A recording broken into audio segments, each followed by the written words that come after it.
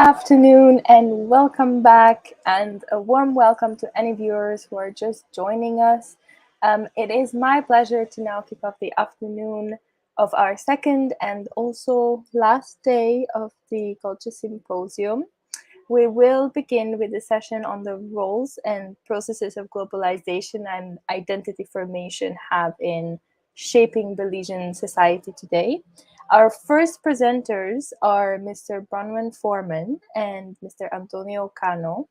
Mr. Forman holds a master's degree in English with a concentration in multicultural and transnational literature from East Carolina University, while Mr. Forman's initial interest in the study of multicultural literature induced, as of late, he is more preoccupied with exploring the digital humanities. Mr. Forman has lectured at East Carolina University, Sacred Heart Junior College, and is now a member of faculty at the University of Belize. He intends to continue his work in education, teaching, researching, and meaningfully contributing to his community. Mr. Antonio Cano is currently a lecturer in the Sciences Department at the University of Belize. Prior to this role, he served as the GIS manager at Total Business Solutions Ltd. Antonio holds an MSc in Environmental Science from the University of West Florida and an MBA and a BSc in Environmental Geosciences from Valdosta State University. He has worked on various projects of national significance, including the development of management plans for the Belize River and the New River. Antonio's area of specialty is in geographic information systems with a focus on environmental management. We are thrilled to have Mr. Forman and Mr. Cano present their anticipated Belizeanizing tech, Intel intelligence, and artificial intelligence.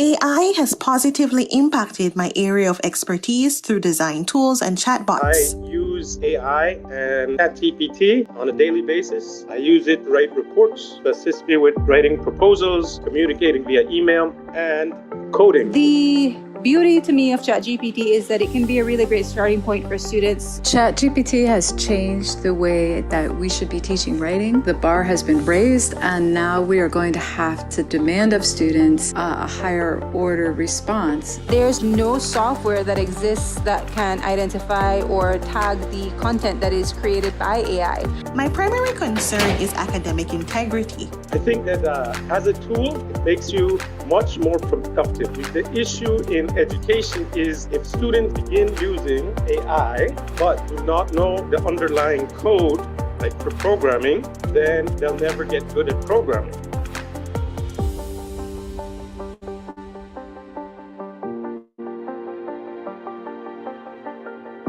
The discussion on artificial intelligence has reached a state of excitement and anxiety over the past year, driven largely by the popularization of the large language and foundation models that have entered our consciousness through international and local channels.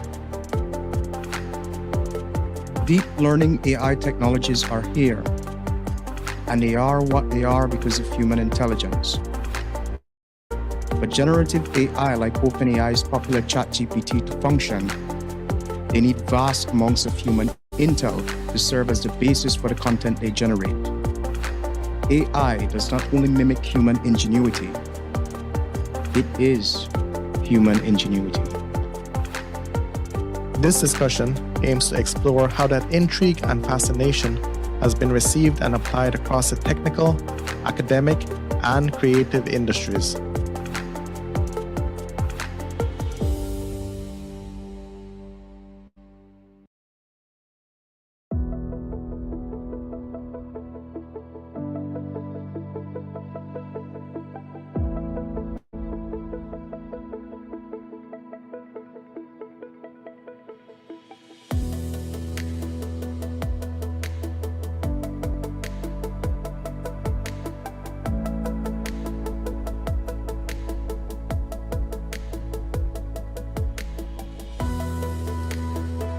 While the concept behind AI is not necessarily new in the geospatial realm, the advancement of AI has indeed changed the scale at which we are able to produce large volumes of data.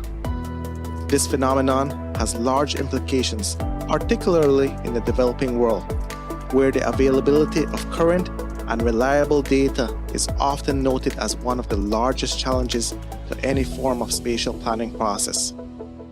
Herein lies the promise of artificial intelligence, whereby the possibility to collect and update data about the physical geographic features of the world is made exponentially more accomplishable. AI helps to resolve the problem of operationalizing simple workflows, sense imagery at large scales. Not only are big tech companies engaging users with the tools to utilize AI, but they themselves are leveraging AI. Google, for instance, in 2021 launched its Open Buildings Initiative, an open access dataset containing the locations and geometry of buildings across most of Africa, leveraging its large repository of satellite imagery and applying deep learning methodologies to a large training set. Building footprints were able to be extracted. This project has since expanded to other regions of the world, thus providing foundational baseline data for many developing countries. The new wave application of GeoAI itself is not a foreign concept to Belize. For instance, in 2020, the CZMAI updated the Belize National Marine Habitat Map through machine learning workflows to create a more spatially complete and high-resolution version of this map. Currently, they have begun a separate project acquiring high-resolution drone imagery to train a deep learning module to detect and identify marine pollution in Belize. While computer visioning of imagery is the most obvious current application of GeoAI, another manner that AI can readily be leveraged in this industry is through the use of AI's large language models such as ChatGPT to generate programming scripts or identify geographic locations from text. AI's use and implementation to aid intelligence is far more vast. Take, for instance, the graphic design industry. Artists now have at their disposal image generative AI like Stable Diffusion with natural language processing capabilities to interpret text into original images. This application of generative AI in Belize's creative industry can potentially improve workflow efficiency, lessening the tedium associated with basic graphic designing tasks, affording more time for higher-level creative pursuits. With animation AI, there is a similar promise. AI-infused software can generate keyframe character animation.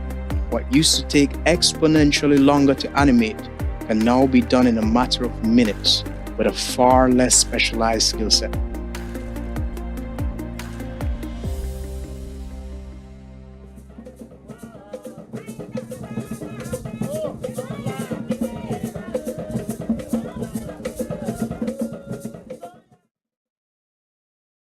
Think about what this means for the animated motion picture industry in Belize, and what it also means for the potentiality of tapping into the multi-billion-dollar video game design industry. Clearly, generative AI offers the promise of complementing already established art-driven digital industries in Belize, while also opening the door to new ones. Then, of course, there are the benefits AI technologies can offer to Belize's higher education sector. If it is that a part of higher ed's goal in Belize is to develop the next crop of young professionals sufficiently equipped to contribute to national development, then authentic experiences must be reflected in the curriculum. If AI technologies are projected to affect many industries, then higher ed must reflect ethical, discipline-specific AI applications in the curriculum. The promise here is that students can potentially develop skills using a range of AI technologies while better preparing them for today's tech-driven industries. There are also more specific pedagogical benefits to consider. One of the more interesting AI uses in the classroom is the role of AI as a student. Instead of prompting ChatGPT for explanations, students would prompt to take the role of teacher, engaging in a simulated teaching exercise with the chatbot. When a student teaches someone else, or in this case, something else, they have to organize their knowledge and in doing so, uncover the extent to which they understand the topic. Then there's the inspiring case of Adrienne Coleman and her chatbot Myrtle. What Coleman accomplished was the training of the Myrtle chatbot using OpenAI's large language model to respond to queries in Belizean Creole. Train lesson plan generators for the primary and secondary levels in Belize. Clearly, her work is already bringing to fruition the promise of AI and embodies the concept Belizeanizing tech.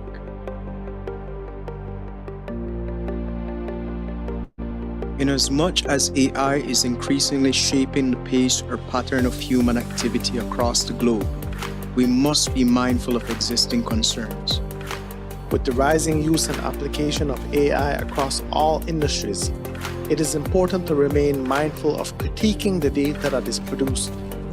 As Joseph Kursky ponders in his blog Spatial Reserves, AI brings due emphasis to our be critical of the data discussions.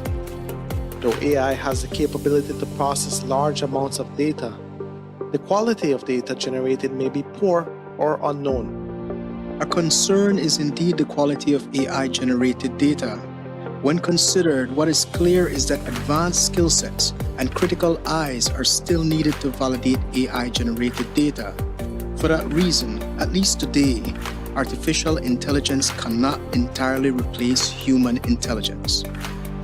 As more and more of the data that is being produced originates from AI, questions about data ownership also come to the forefront. Some are concerned that since generative AI feeds off large language models populated by both licensed and unlicensed data, AI-generated content are merely derivatives and not originals. There is also a reasonable fear in classrooms worldwide about the current evolution of AI technologies. Many believe that writing, a hallmark of formal education, is under siege. Students can now respond to writing prompts, especially those of the unimaginative sort, using to a lesser degree intel and human intelligence, but more heavily relying on artificial intelligence. Instructors of writing-intensive courses must now contend with conventional methods of plagiarism and the new AI variety of plagiarism, all within an education system that is moving more and more online, and therefore moving more and more towards assessments that are not monitored in person. There is also a legitimate concern about equity regarding the use and detection of AI text generators like ChatGPT. While instructors can readily detect AI use from weaker writers, students with advanced writing competencies often go unnoticed. Ethical concerns regarding generative text AI in the academy are not only limited to students. In August 2023, 3 university-affiliated researchers successfully published a study in Elsevier's peer-reviewed journal with a glaring issue: forgetting to remove a standard ChatGPT limitation message recognized by the masses. What was seemingly a moment of blunder for the trio birthed a moment of deep contemplation in the academic community about AI use and its impact on the integrity of scholarly publications. There is so much more to say about Big Tech's latest mass magical tech moment. Whether you perceive AI as a threat or as another step in humanity's evolution, the unassailable truth is that regulatory policy needs to be at the forefront of our collective consciousness. The age of AI is here, and while ChatGPT is its pop culture mascot, it is not the future. There are already more complex neural networks with deeper learning capabilities that can unveil previously imperceptible but potentially vital aspects of reality. How best we can regulate and leverage AI technologies for nation building is where our energy should be, not merely on how to thwart AI's use. To ensure the successful utilization of AI technology in Belize, it is imperative to establish a national AI policy, train professionals in multiple sectors, and support the ethical and responsible use of AI. This is a story us and our data. This is also a story about AI and our data. Thank you, fellow citizen user, for your attention.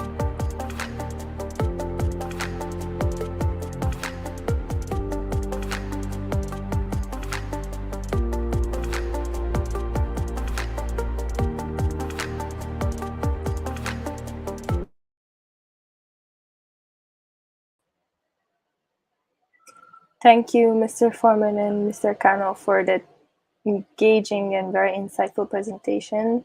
These are topics that everyone should be informed of, and we're grateful for your efforts to highlighting them at the KULCHA Symposium. Next on this morning's agenda, afternoon's agenda, apologies, we have the presentation by Mr. Guillermo Berganza. Mr. Berganza grew up in San Ignacio town and holds a master's degree in international relations from the National Chengchi University in Taipei, in Taiwan, and a bachelor's degree in history from the University of Belize. He's also the founder of the National Students' Union of Belize. Our second presentation this afternoon is by Mr. Berganza, entitled Colonial Legacies and Democratic Development in Latin America and the Caribbean, 1982 to 2018. Guillermo Berganza, and I'm from San Ignacio town. Today, I'll be presenting my master's thesis entitled Colonial Legacies and Democratic Development in Latin America and the Caribbean from 1982 to 2018. Since we're pressed for time, let's quickly jump right in. Okay, so here's my outline. I'll discuss the research motivation, background, then the research question, theoretical perspectives, hypothesis, research design, and finally, I'll discuss my results. And I'll try to be as brief and precise as possible. Let's move on. Research motivation and background. All right, so since the past is inextricably linked with the present, this paper builds on the premise that colonialism had a tremendous effect on present levels of democratic development in Latin America and the Caribbean. Colonialism in these regions is one of the most conspicuous historical events explored by many scholars and students who wish to investigate the causes and effects of the region's most pressing issues concerning democratization as an intricate part of national development. Some publications concern the colonial legacies of democratic development in the developing world, but not on varying levels. Democratic development prevailed after the third wave of democracy and a decolonization process, but to what extent? So the origins of the varying development patterns are what constitute the unique political and social nature of developing countries, particularly in Latin America and the Caribbean. Several scholars have argued that post-colonial institutions are extensions of colonialism, which constitutes the mechanisms of modern society's development. The prevalence of these institutions is a direct result of colonial administrations that heavily invested in economic and political institutions, infrastructures, technologies, and education systems according to Eurocentric standards. The institutions that European colonizers created in the New World produced inequalities as a consequence of the establishment of a hierarchical society. and exploitation of factor endowments through a high concentration of land ownerships that also planted the seeds of globalization. So then naturally the rise of democracy in Latin America and the Caribbean is rooted in popular resistance and elite politics as a result. Rebellions against oppressive authority were common activities carried out by these two ethnic groups, of course, which are the Maya and the Africans, or the indigenous and the African ethnic groups in these regions. For example, the uprising led by Tupac Amaru, and then we have the successful slave rebellion in Haiti, which culminated in the first Black Republic in the region. And then, of course, the Maya rebellion in Tipu, which is in Belize, that expelled Spanish invaders and the constant raiding of British logwood camps by the Mayas. And just to mention a few. So all of these popular rebellions had one thing in common. They fought for liberty and self-determination against tyranny and oppression at the hands of their colonial masters. In this sense, indigenous and African slave resistance are underpinnings for analyzing revolutionary, egalitarian, democratic reactions in Latin America and the Caribbean. Popular resistance against authoritative oppression in these regions have drawn and will continue to draw significantly from colonial rebellions that serve as a fountain of inspiration. Next, we move on to research question. All right, so the general research question that I aim to address is, what explains the cross-national variation in levels of democracy? And the more specific question is, how did colonial legacies affect the current levels of democratic development in Latin America and the Caribbean? I present existing data gauging the democratic development among countries of Latin America and the Caribbean and test a hypothesis that resonates with the effects of colonial political development. All right, so now we'll move on to theoretical perspectives. And at this section, we have to ask ourselves why democracy matters.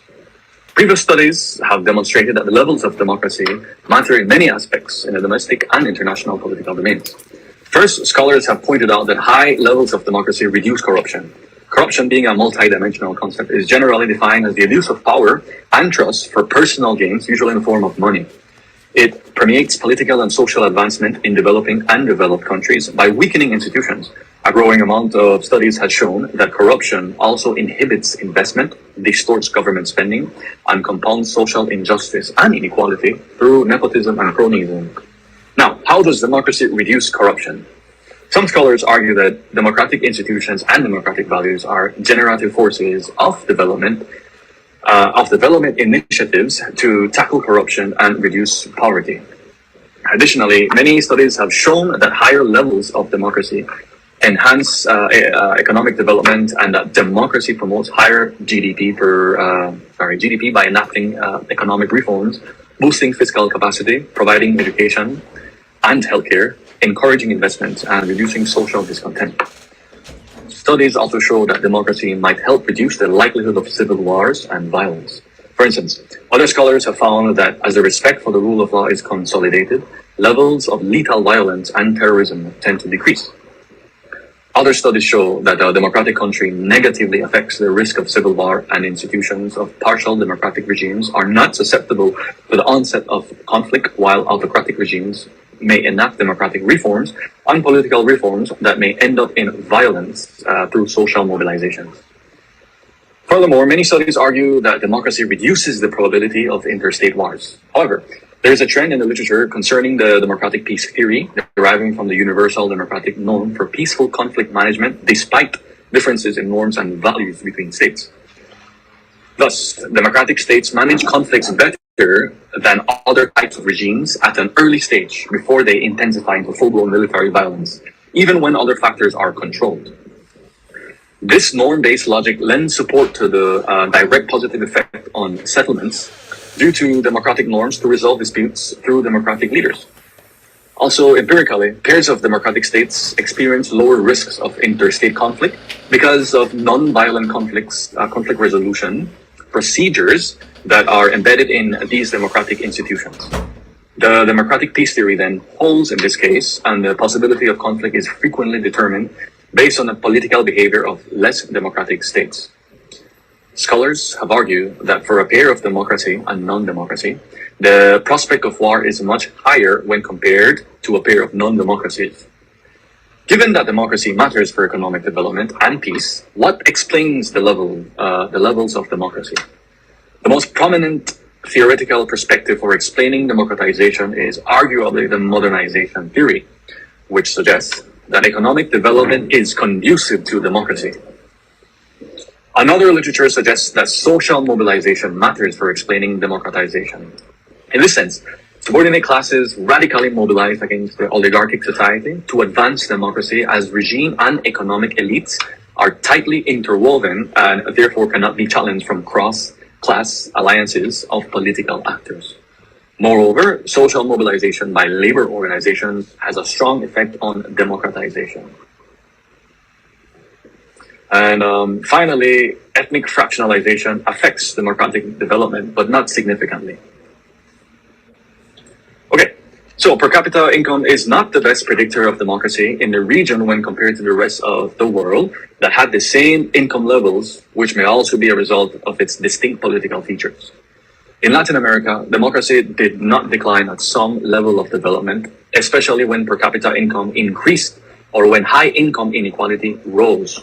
This outcome is important for this research because colonial legacies and their distinctive long-term political development characteristics may be the structural variables that can fill the gap. This research posits that colonial legacies can account for the various levels of democracy in the region and may explain why some countries remain democratic in the face of low levels of development. Therefore, the most significant feature of this research is that it warrants merit relative to the deterministic argument posed by modernization theory by incorporating colonial legacies as a crucial structure variable.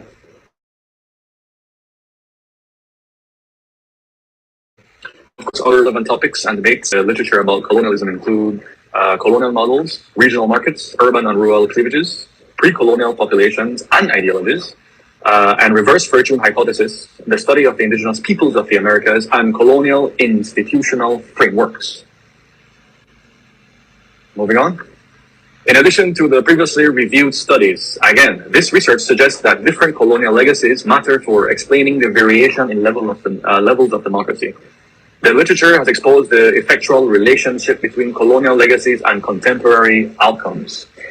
Lange, who is a scholar, compared the sharp difference in Spanish and British colonialism. While the Spanish mode of colonialization is based on the idea of mercantilism, the British model of colonization is based on the idea of liberalism. It is noteworthy that one weakness of Lange's theory is that it fails to specify the causal linkage in within-case sequences. And of course, these sequences account for the differences of Spanish and British colonial legacies. So, to fill this gap, I argue that it is crucial to analyze the role of social actors that link colonial legacies and post-colonial development. Compared to Spanish colonialism, British colonialism tends to provide a more tolerant environment for social actors to mobilize and to organize to pressure governments for policy reforms. This is because, unlike the mercantilist institutions of Spanish America, liberal institutions reflective of British identity took a more proactive position, particularly in the interwar period when social movements demanded improved social welfare systems and political participation.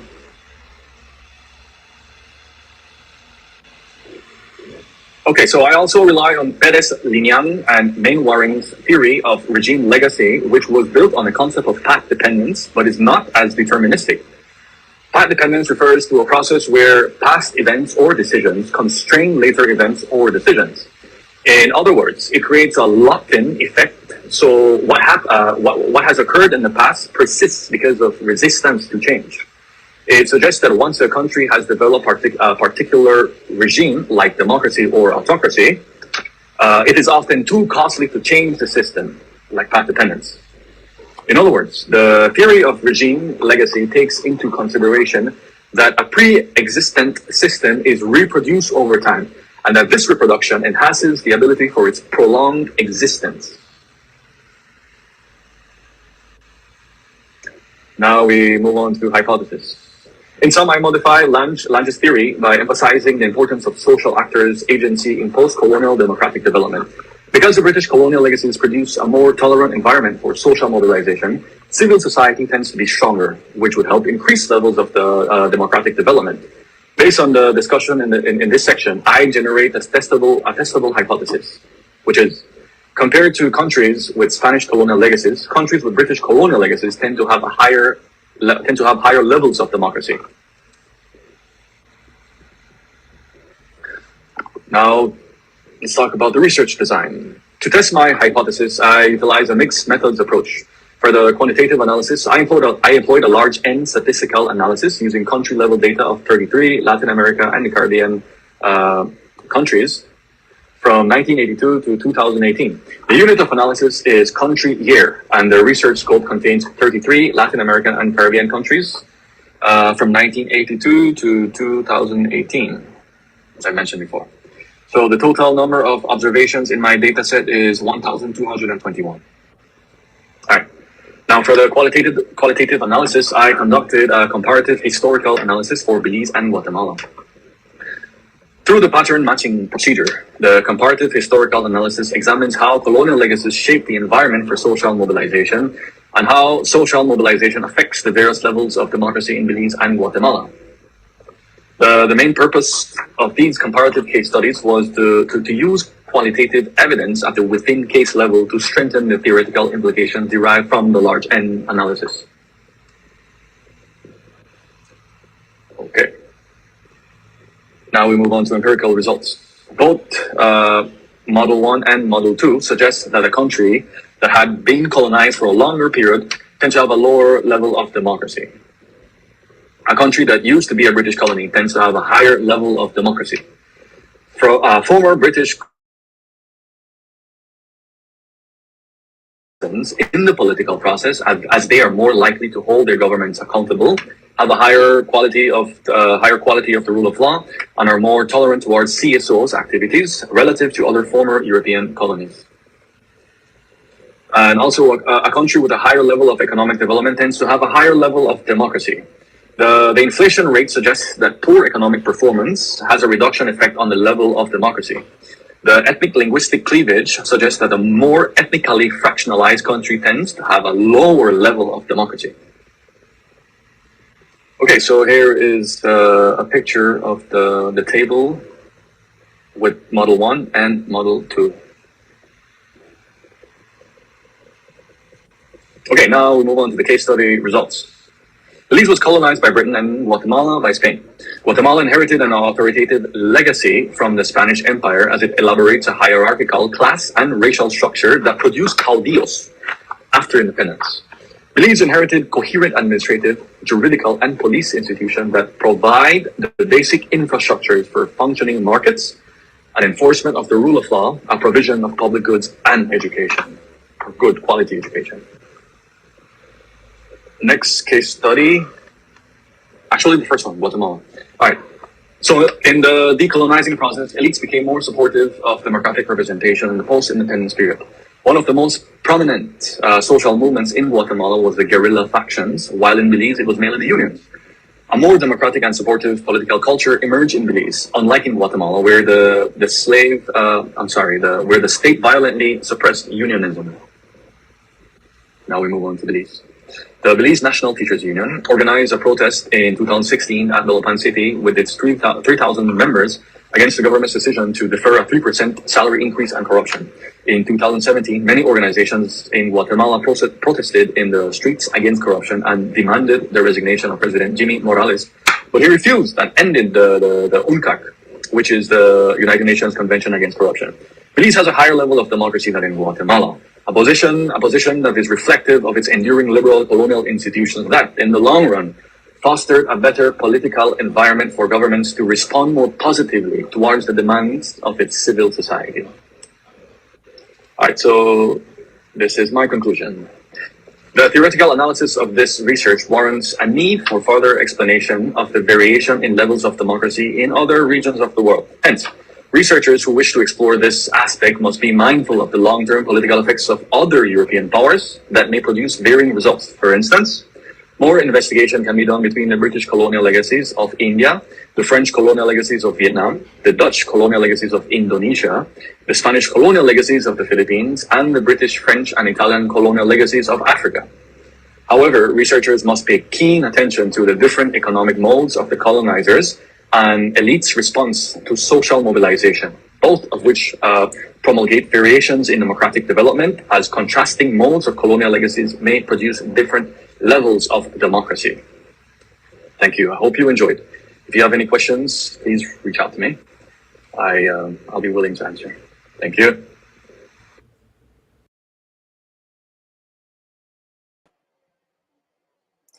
Thank you, Mr. Braganza, for expanding our understanding of the ways that processes of colonization have shaped diverse and, I believe, modern realities here in Latin America and the Caribbean. Your case study, I believe, comparing Guatemala to Belize is really thought-provoking and very, very interesting. And I'm sure that there are plenty of questions about this topic. Speaking of questions, we would like to remind you, our audience, that the Q&A segment is scheduled for the end of each session. So please put your comments at the and questions in the comment sections on Facebook or YouTube for our presenters to see and answer at the end of the session.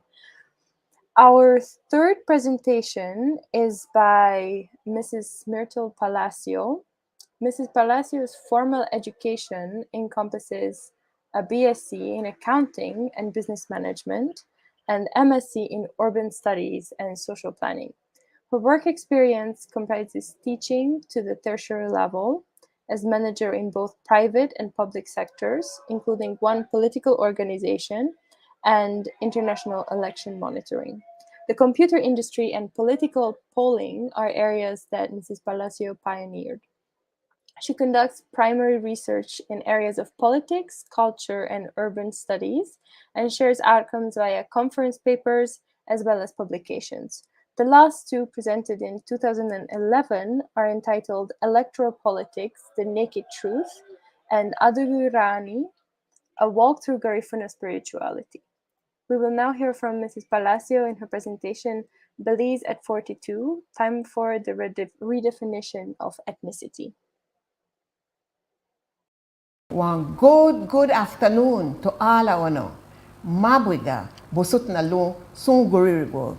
My topic today is Belize at 42, Time for the Redefinition of Ethnicity. Feasibility and limitations. Belize is a multi-ethnic country whose population comprises largely of Mestizo, Creole, Maya, Mennonite, and Garifuna.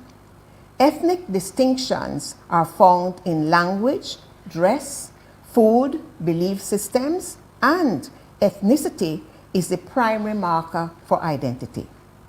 The topic redefinition of ethnicity connotes transformation in what constitutes ethnic identity.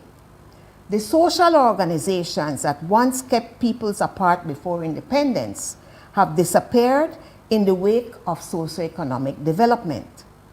The social fluidity generated by increased exposure to each other prompted inter-ethnic marriages.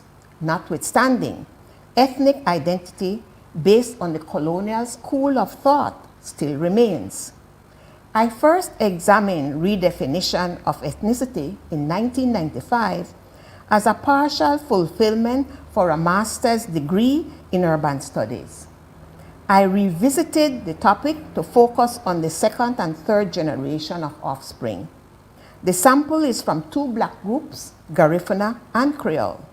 They share the same phenotype, so physical differences are not distinctly visible to objectively define ethnic identity.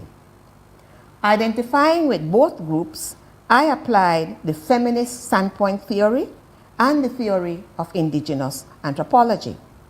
The former places importance on lived experiences over the objectifying tendencies of traditional sociological practice. The latter places significance on the conduct of research in one's own community. The benefits are that as an insider, there is no social difference. Objectivity, though, gets its biggest test when you study your own. Feminist standpoint theorists, however, deem that objectivity discredits and deprives the researcher of the authority to speak for those who know society differently. James and Bosia, 1993. Feminist scholars theorize that when researchers separate themselves, they do so from respondents' subjectively lived experience. My presence as the investigator facilitates the shaping of knowledge, and my assessments remains sympathetic to the actors. It is an emic outlook, which may be a novel undertaking. The study did not generalize for the population of Belize City nor Belize. The respondents are primarily of low socioeconomic status. However, there are Garifuna and Creole households in the middle and upper strata of Belize City society. Race was not a variable in this investigation. Race is considered neither a rational explanation nor a scientific basis for the study of human differences. Shanklin, 1994. The focus was on ethnicity, with culture as a main ingredient, emphasizing the analysis of cultural traits to benefit responses to cultural change and the interpretation of cultural borrowing. Research design. The qualitative research method was utilized to allow for extensive face-to-face assessment. Narrative analysis was meanings of the respondents' stories. Fieldwork was a research strategy utilized, and interviews were in the form of discussions. In the initial study, respondents from 18 households in Belize City who are in inter-ethnic marriages, Garifuna with Creole, resulting in offsprings. 4 of the households were randomly selected for the goal of this paper. 2 are male-headed and 2 are headed by women. About 22% have formed nuclear families away from the communities. The target groups: Garifuna people or Garinago.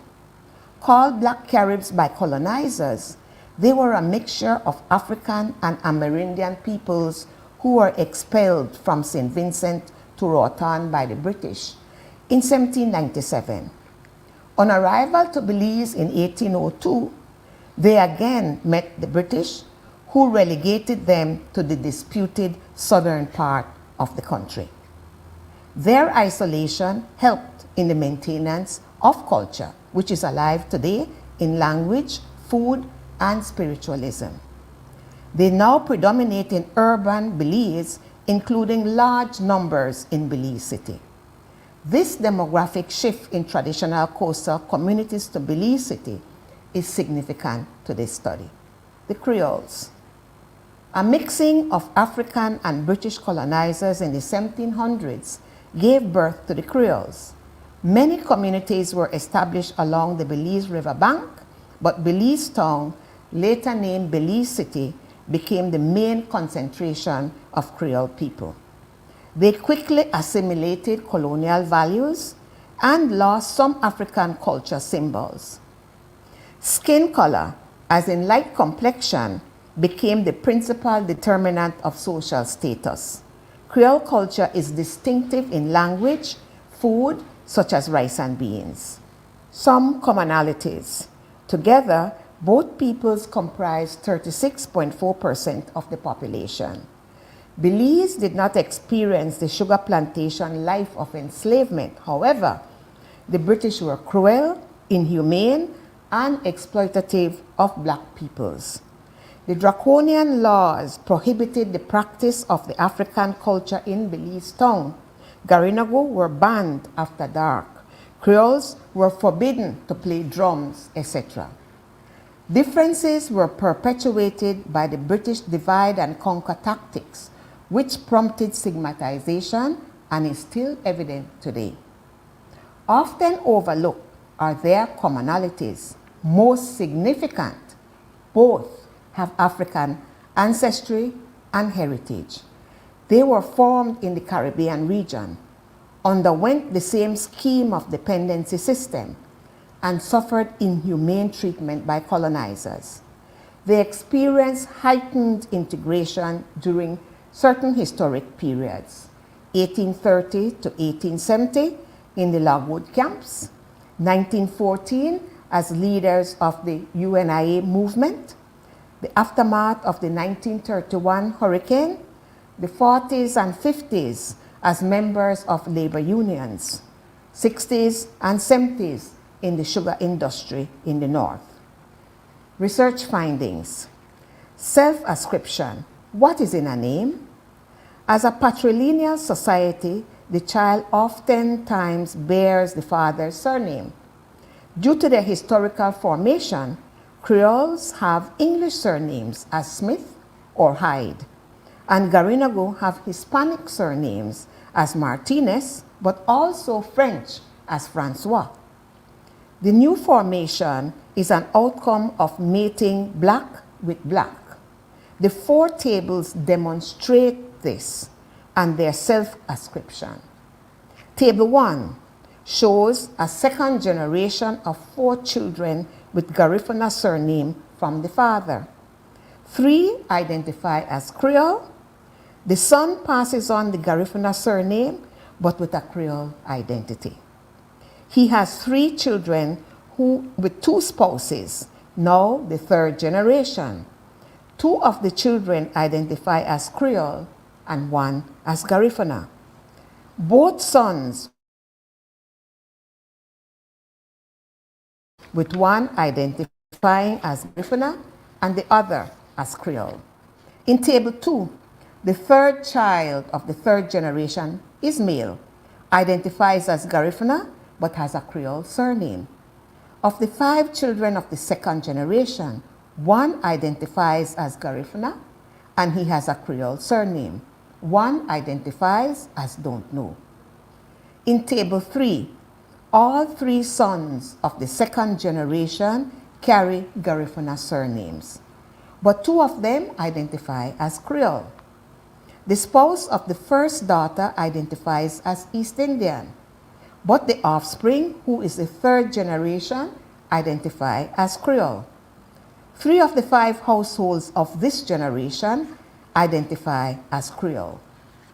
The father of the 1st generation in Table 4 identifies as Garifuna, has his mother's Garifuna surname.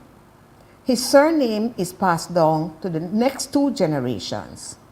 The spouse of the 2nd daughter of the 2nd generation is mestizo, but the offspring identifies as Creole.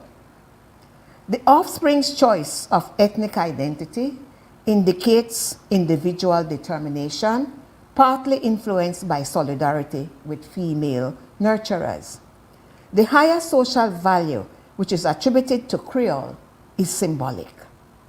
The 2 generations overwhelmingly identify as Creole. The don't know response is minimal, so the choice is one or the other.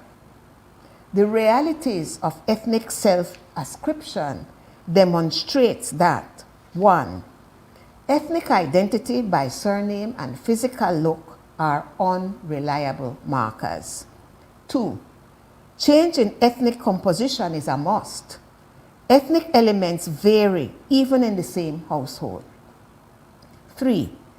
The preference towards opting to identify as Creole is overwhelming. 4. Among siblings of the same household, ethnic identity varies. Whose cultural characteristics?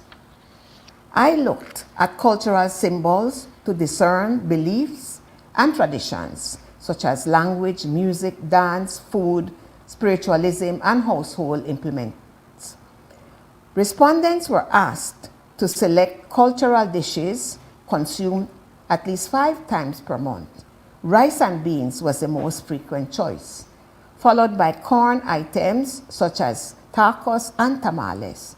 Next was hudut, boil up, and barbecue in that order. The corn items and the hudut were traditionally mestizo and garifuna respectively. But these are invariably bought foods by about 20% of the households, a new addition to cultural practices. The mode of communication is Creole, with some deviation from the traditional in intonation and terms. I attributed this to North American slang intrusions favored by the offspring. The media is a major influencer. The term tea has replaced the Creole term shush. While respondents of all ages sing the popular Garifuna songs, none speak Garifuna. The respondents share a list of cultural implements such as coconut and cassava grater, sieve, hana or mortar, kneading bowls, but none are in current use. Cultural music and dances claimed are punta, paranda, and soca. Punta and paranda are traditionally Garifuna, and soca is borrowed from the Caribbean and used in Belize City primarily at carnival time in September. Lastly, there is awareness in the practice of rituals, such as the celebrations of the dead called Night or Wake and Dugu. A few have participated in Dugu ceremonies but are ignorant of the meanings of the rituals. Many more have attended Night and Wakes. Whose cultural characteristics demonstrates 2 thoughts. One is assimilation, that of cultural borrowing and acceptance. Secondly, as with ethnic choice, Creole cultural traits are being upheld. Traits are adopted to suit. Conclusion: new identity formations or a shift in ethnic identity. The inter-ethnic mixing is prevalent. Identifying as one group or the other, many respondents interpreted their ethnic status as mix-up. Then who is Garifuna and who is Creole in Belize at 42? A people's self-identity is a primary cultural heritage. Karen Blue, 1981, proffered 3 options to legitimately claim ethnic identity. 1. One may claim an ethnic identity if immediate ancestors possesses such an identity. 2. If ancestors have several ethnic identities, one is entitled to select from among various choices. 3. One may identify with all the ancestors' ethnic identities. Therefore, the offspring's choices in this paper are legitimate. Already, traditional Creole surnames are validated as Garifuna by persons who ethnically identify as Garifuna and vice versa. I did not observe traits that were distinctly traditionally Creole or Garifuna, and very little distances in boundaries between the groups. In the fusion of cultures, there is a move toward Creole, partly due to the symbolic value attached. As nurturers, it was the parents' choice that minimized Garifuna heritage in the process of assimilation. The culture symbols embraced are a North American type of lifestyle in dress, foods, language, and values.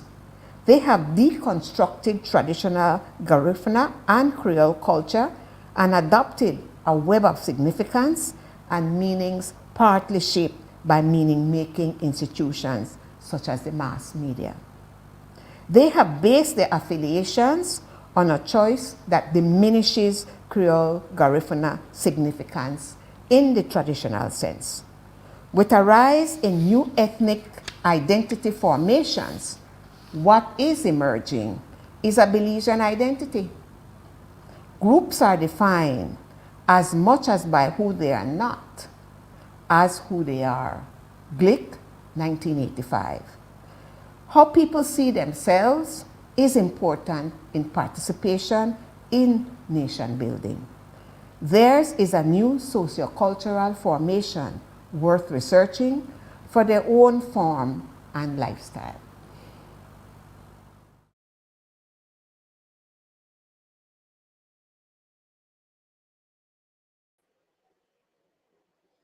Thank you, Mrs. Palacio, and all of our presenters for all of these timely and really thought-provoking presentations. We will now open the floor to our audience for our live Q&A.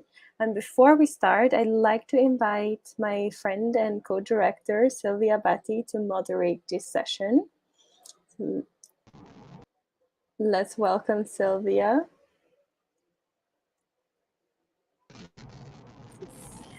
Hi, good afternoon, everyone. Wonderful. It seems that everyone can hear me. I haven't gotten frantic messages from the back end. We did have some technical difficulties earlier, and we do apologize for that. Thank you very much, Director Ella Bekeshi, for your invitation to moderate this section on sort of topics on Belizean identity formation, globalization, and sort of what it means to be Belizean in the face of all of these very rapid changes, especially within the digital world that we are living in. I will now bring to the forefront the presenters that are in our background room, in our virtual room, and I will begin with questions. I see that we have great questions on here. We welcome Mr. Bronwen Forman of Belize. We welcome Mr. Antonio Cano from the University of Belize. We say hello to Mr. Guillermo Braganza. Hi, Guillermo. It's lovely to see you.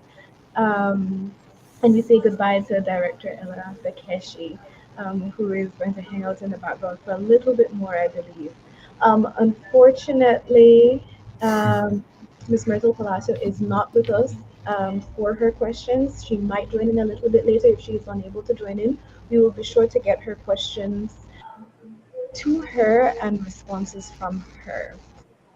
Right into the comment section. First of all, thank you to you gentlemen for submitting your presentations, for participating in the third annual KULCHA Symposium. And we'll pull up some comments here. We have from Ivor Kelly, just a shout out to you both, saying great job and that your presentation, as always, was very intriguing. Every now and again for a KULCHA Symposium, they have a presentation or two that really draw the audience, and I would say that one would be your one, Mr. Bronwen, and by extension, Mr. Cano. We have a question for Mr. Berganza, and this is from Romario Pech. Hi, Romario, great to see you in the comments. And so his question says, can you perhaps express what are some key features between British and Spanish legacy? Okay, it's a very interesting question. Can you guys hear me? Very good. Okay, all right. Key features of British and Spanish colonial legacies. Okay, so we now know that elite politics in colonial Latin America and the Caribbean took on different roles due to, well, of course, different colonial legacies. But let's compare these legacies. So a vital aspect of colonialism in the Americas consisted of the fundamentality of the empowerment of the mercantile and industrial groups that stabilized political and economic institutions in the form, of course, of European identities. It is also noteworthy that the different domestic developments in the colonial powers might shape how colonial legacies affect post-colonial states, leading scholars to argue contrasting legacies of European colonial identities, such as the Spanish mercantile institutions, and of course the British liberal institutions in particular. Okay, so let's talk about first Spanish legacy. So Spanish colonization of the Americas began at the turn of the 15th century, which was more than a century before the first British colonization of the Caribbean islands. And of course, it ended with the independence struggles of the 19th and 20th centuries, respectively. Spanish colonialism was centered on attaining national economic self-sufficiency through productive activity, foreign trade, state power, and personal wealth through short-term gains, trade balances as well, and of course, exploitation. In this system, resources tended to divert towards a few elites, culminating in a strong oligarchy that became the quintessential hierarchical dependent society. And also central to elite politics in colonies that were not ruled by Britain but by the Spanish is the concept of centralism, which was embedded in royal absolutism as a pressing ideology. Also, in contrast to the special privileges and tax exemptions given to the church and other nobles, known as, I think, if I can recall, fueros, the Anglo-American or Lockean tradition conceived the state first before concealing any rights to other institutions. The Spanish and Portuguese found it challenging to withdraw these rights from the monarchy. Moreover, I think ambivalence towards central authority also made its way into post-colonial Latin America in the form of personified caudillismo, or what they call caudillos, which is really a strong military man. This was due to a shared centralized and bureaucratic state and a mercantilist identity that was reflective and loyal to the Spanish crown, as I've mentioned before. Thus, the political development of Latin America in the 19th and 20th centuries was dominated by a royal absolutism ideology, and again, caudillos, with military prowess and an authoritarian style of leadership that maintained power through corruption, repression, and international assistance. So now let's move on to British legacy. Let's see if I remember. Okay, so on the other hand, the liberal mode established by the British did not really create a strong hierarchical relation of dependency, but a state that enforces the rule of law, protects private property, encourages commercial production, and builds the infrastructures needed to maintain a market economy or a capitalist economy. For instance, from a macroeconomic point of view, one reason that British witnessed massive economic growth during the colonial era was that Britain's parliament gained credibility after its throes with the monarchy to sort of ascertain its people's role in government and social change. In contrast, because the Spanish monarchy maintained a stronghold on the social, political, and economic institutions, Spain experienced a gradual economic decline, excuse me, and institutional vulnerability in the long run. So former British colonies of the Caribbean during slavery and after the abolition of slavery pursued a liberal approach to political and state development, which minimized an extreme hierarchical relation of dependency in the long run, of course, enforced the rule of law, enacted and protected private property, of course, though first as a strategy to divide and conquer. And it also encouraged commercial production. It erected infrastructures and created several institutions needed to maintain this capitalist society. And so let me conclude. I've said a lot. So the stark contrast between the colonization styles of Spain and Britain provides a strong motivation for the study. It joins an important body of scholarship that has emphasized ways in which colonization produces unintended consequences. I hope that that answers your question, Mr. Romero. Thank you. I think, Mr. Guillermo, we really need to come back to those live discussions that we have had on Hindi, because this is not a conversation for a very short 10 or 15 minutes panel. We need to get to the meat of the matter, as some true. People would say when it comes to this topic, because there are the British legacies, there are the Spanish legacies, and there are institutional structures that remain in place due to them, and sort of delving into that and looking at the different perspectives, looking at the way that has impacted the formation of our states and impacted different sections of our population, how it has generated inequalities. It's a very long discussion topic, but thank you very It much for is. taking that and Thank you too. And developing that topic. if I can say something, if you guys want to Absolutely. ask a question or respond or engage in dialogue, feel free. We have one more question for you, Mr. Guillermo. And so this one is from Cecilia. Question reads, what are the origins of resistance and how does it influence your outcome? So we'll maybe focus on the what are the origins of resistance in Belize. Right. Or maybe some That's of a the really facets. nice. Yes. That's a nice question. It's so complex. All right. So the origins of resistance in colonial Belize concern factor endowments, land, labor, and capital, right? So there is a nexus between the land oligarchs and social resistance as a result. Okay, so let me elaborate. Let's start with the African society in colonial Belize.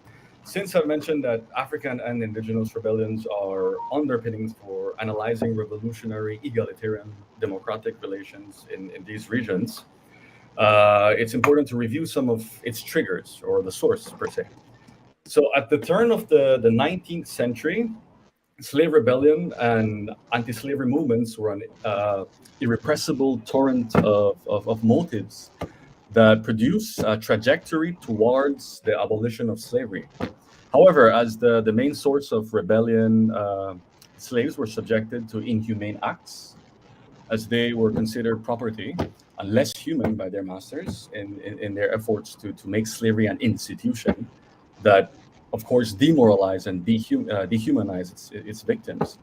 Slave masters would inflict several punishments, which included whipping, burning, beating, and death, even death, especially if slaves refused to work, misbehave, or were caught trying to escape.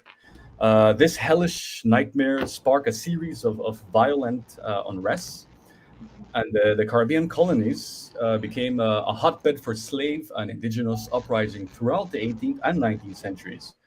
These slave revolts were primarily to defend their freedom without feelings of attachment to a geographical area, for instance. Furthermore, from a systematic point of view, the mid-19th century then was a period of transition from one system of domination to another, each involving distinct forms of labor control and patterns of labor resistance. So while it is incontrovertible that the abolition of slavery in 1834 and of the apprenticeship system in 1838 changed the prevailing forms of domination in the British West Indies, we should distinguish between the ideological claims made about the new system and its reality. Since a variety of forms of coercion persisted on a large scale throughout the West Indies, long after 1838, we cannot agree that real freedom or human emancipation was achieved at that date. From an economic standpoint, for instance, the abolition process was also a consequence of the declining importance of the economies of the trade in the Caribbean, as the British Parliament then refused to protect its economic interests, which then led to a fall in its profits and a mercantilist rise in the regions. So just as we've learned that to distinguish between forms of legal bondage, we must learn to distinguish between forms of coercion in societies where labor is legally free. So looking at it from this perspective, we're better equipped to identify the continuities between slavery and the period after emancipation, especially with regard to the coercion of labor. In other words, there wasn't really a sharp break between slavery and freedom. And that's why we should expect continuities in protests by laborers against oppression. We also tend to think that with the termination of apprenticeship, labor power was suddenly freed as a commodity. But like land labor and labor, they were under the constraints of persistent power structures. So the control of land and the control of labor were two dialectically related aspects of a changing but persistent structure of colonial domination. Virtually all colonial activities in the settlement of Belize were controlled by the oligarchs. And since the control of land and labor became synonymous with the distribution of social power, then different forms of coercion persisted in the guise of free society. I don't know if I have time Thank to you. provide examples. I can I start. think that this would be a great time for you to engage in the comments and a great time to remind our presenters that you also have the opportunity to engage Right. with the questions in the comment section. Also, as a matter of housekeeping, we were supposed to be in a coffee break right now, but this discussion is very, very, very important.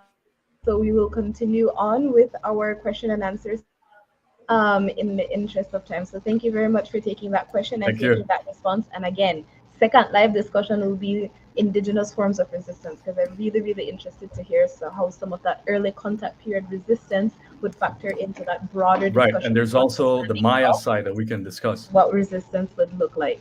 Absolutely. Thank you very much, Mr. Guillermo. We have questions for Mr. Bronwen and Mr. Antonio. And so this question is from Ms. Ali Villarreal, who is in the stream as well. Her comment or question says or reads, I would be interested to see how the authors of the first two papers see AI fighting against or exacerbating colonial legacies, as discussed by Mr. Berganza, but perhaps we'll have Mr. Bronwen and Mr. Antonio comment on that. Maybe that I could start, Sylvia, and then Mr. Cano could take on from me, but I think the entire design of how we have access to these AI technologies is in itself neo-colonial. I know last year I presented on digital colonialism. The entire reason AI is the way that it is because it scrapes human intelligence. That's what these big tech companies do, which is no different from what colonialism was all about, reaping and taking and benefiting off the backs of people. So when it comes to AI, if we're not careful, what AI can accomplish or what AI can do as it relates to the exacerbating of colonial legacies, it can take away the opportunity for people to, and I'll use the example of writing, writing is an art of learning. It can take away the opportunity for students to learn as they write if there's an over-reliance on AI technologies. I also want to touch on the idea of leverage, and I think Mr. Cano can really push on with this concept, how we leverage AI technologies, how we use them in order to further our national purposes will really answer that question, because it's not as simple. As much as we know that big tech and their practices are very invasive, and we know that big tech and their practices essentially gives them the most complete portrait of the human psyche, but it doesn't necessarily afford us, the users, that portrait. We know this, but it's not as simple as plugging out of big tech their social apps, the AI technologies that they give us. So I think our concern needs to be less on how to plug out and more on how to leverage these technologies for our benefit. Mr. Cano, would you like to add to that? Sure. Yeah, I agree with the comment there in terms of the interest. It would be quite interesting indeed. Certainly, one other point that I would like to highlight is that I always like to put out to the discussion that we kind of live in the age of misinformation. There's so much content that is out there, and to what Mr. Forman was alluding to, the way AI works, it's really built off of the content that exists. When it comes to colonial legacies, a lot of the content that exists is really one side of the story, right, or portions of the story. And so, indeed, it would be an interesting case study to see how AI itself reflects that information, and does it indeed now give just simply a portion of that story. Thank you both, Mr. Bronwen and Mr. Antonio, for taking on that question, but also this presentation. And I know there's quite a bit that we can say about AI within the education system, and yes, by extension, how it is impacting many, many aspects of Belizean cultural identity, but also the safeguarding and transmission of culture. And of course, the different directions that these conversations are going, depending on which field you are in. Within the tourism field, we see a lot of really positive sort of feedback about the use of AI, how that can be a strong marketing tool, how it can be a strong tourism generation tool. But on the other end, especially within the education system, when it comes to our writers, when it comes to sort of that literary aspect that we are still trying to carve out, whether that's within the cultural and creative industries or whether it is in determining what that Belizean literary space is going to look like for ourselves, and then enter the conversation of AI and sort of the very rapid and significant changes that is occurring within that field. There's a lot more that we can delve into with this discussion, and I thank you for really putting together a really powerful presentation on that. And we look forward to you engaging within the comment sections as well, and maybe coming on for maybe a little bit of a longer discussion with us, because our viewers really enjoyed that presentation. So thank you very much to the both of you. We have a final question. I don't know if, yes, I do see you online, Miss Myrtle, Mrs. Myrtle. Good afternoon. Hi, good afternoon. Thank you very much for joining us. I have a question from, I believe it's Dr. Melissa Johnson, and her question was, do you think you would see similar processes with Maya and Creole or Maya and Garifuna mixed families? Certainly, it's happening already. Um, it's not as prevalent as between the two Black groups, but it's very obvious because of the two different ethnicities or the two different groups. But it is happening in the south of the country, for example. And you also can find that there's a lot of borrowing between the two cultures. Maya singing paranda is not anything new anymore the past 5 or 10 years or so. It is happening, and that's why I keep saying that it's a Belizeanization. That's what is happening. And we have to, at Belize at 42, we have to be very much aware that we understand people's identity and as how people identify themselves, especially between the two Black groups. The colonial definition of Creole and Garifuna is not what we're seeing every day, and it's happening in our institutions. With the police, you hear about somebody who is of Creole descent or looking for somebody who is of Garifuna descent. We both look alike. And you cannot go by names anymore as once upon a time. Yes, it is happening with the other groups. Absolutely. Thank you very much for that reply, Mrs. Myrtle. And that leads us straight into another question for you, because our follow-up question was, do you think the overlooking of these similarities, these commonalities between Creole and Garifuna people lose their colonial legacy? And you've just sort of touched that topic of colonial legacies and those remnants. Would you go so far as saying that overlooking these commonalities between Creole and Garifuna people are a colonial legacy? It certainly is. It certainly is, and it makes us um, not on not liking ourselves. There's so many commonalities between the two groups. Our African heritage and our African ancestry, which we're not looking at. And I say we because I'm a part of both groups. And it's all the colonial legacy. But the thing is that what is happening in our institutions, we're not learning about ourselves, or maybe there's not enough research to know who we are. And 42 years, we need to start. There's a lot of lack of knowledge of ourselves as really a people living in Belize 42 years and not 200 years ago. Absolutely. And that brings us into our final question that we'll use to wrap up this section. And maybe I can hear um, from all three of the presenters very quickly about this. But the question is, are there plans to include this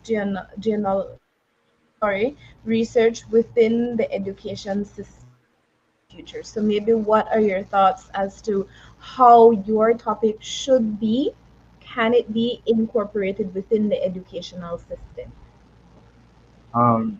Maybe I should start. No, I'll draw on something that I learned from my co-presenter, Mr. Cano. No, that AI offers the promise of operationalizing, large amounts of data.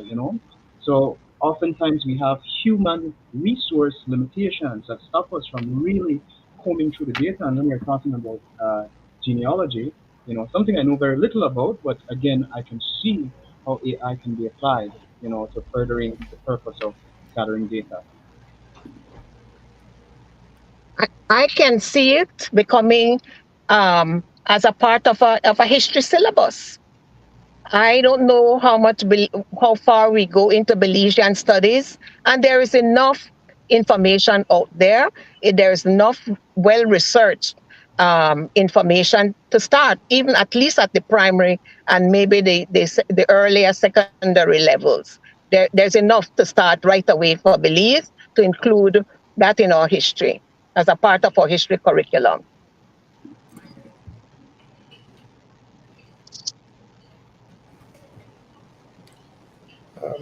If I'll just add in, I think that certainly with AI, there's really quite a lot of potential. One thing that I like to think about as well is that, particularly for us here in Belize, we're a developing country, and certainly as it relates to the digital divide between the developed world and developing world, it's already a gap. And so we do need to be able to utilize tools like AI technologies. Again, I'm not an expert in genealogy, but utilize these technologies and bring these technologies into the classroom appropriately in order to be able to fully maximize the potential of our human capacity.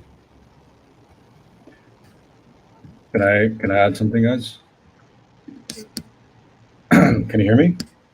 Yes, we can hear you. Go ahead. Sorry. Okay, I don't know much about AI, but I think the success and the widespread deployment of AI, of course, have raised awareness of its economic, social, and of course the political consequences.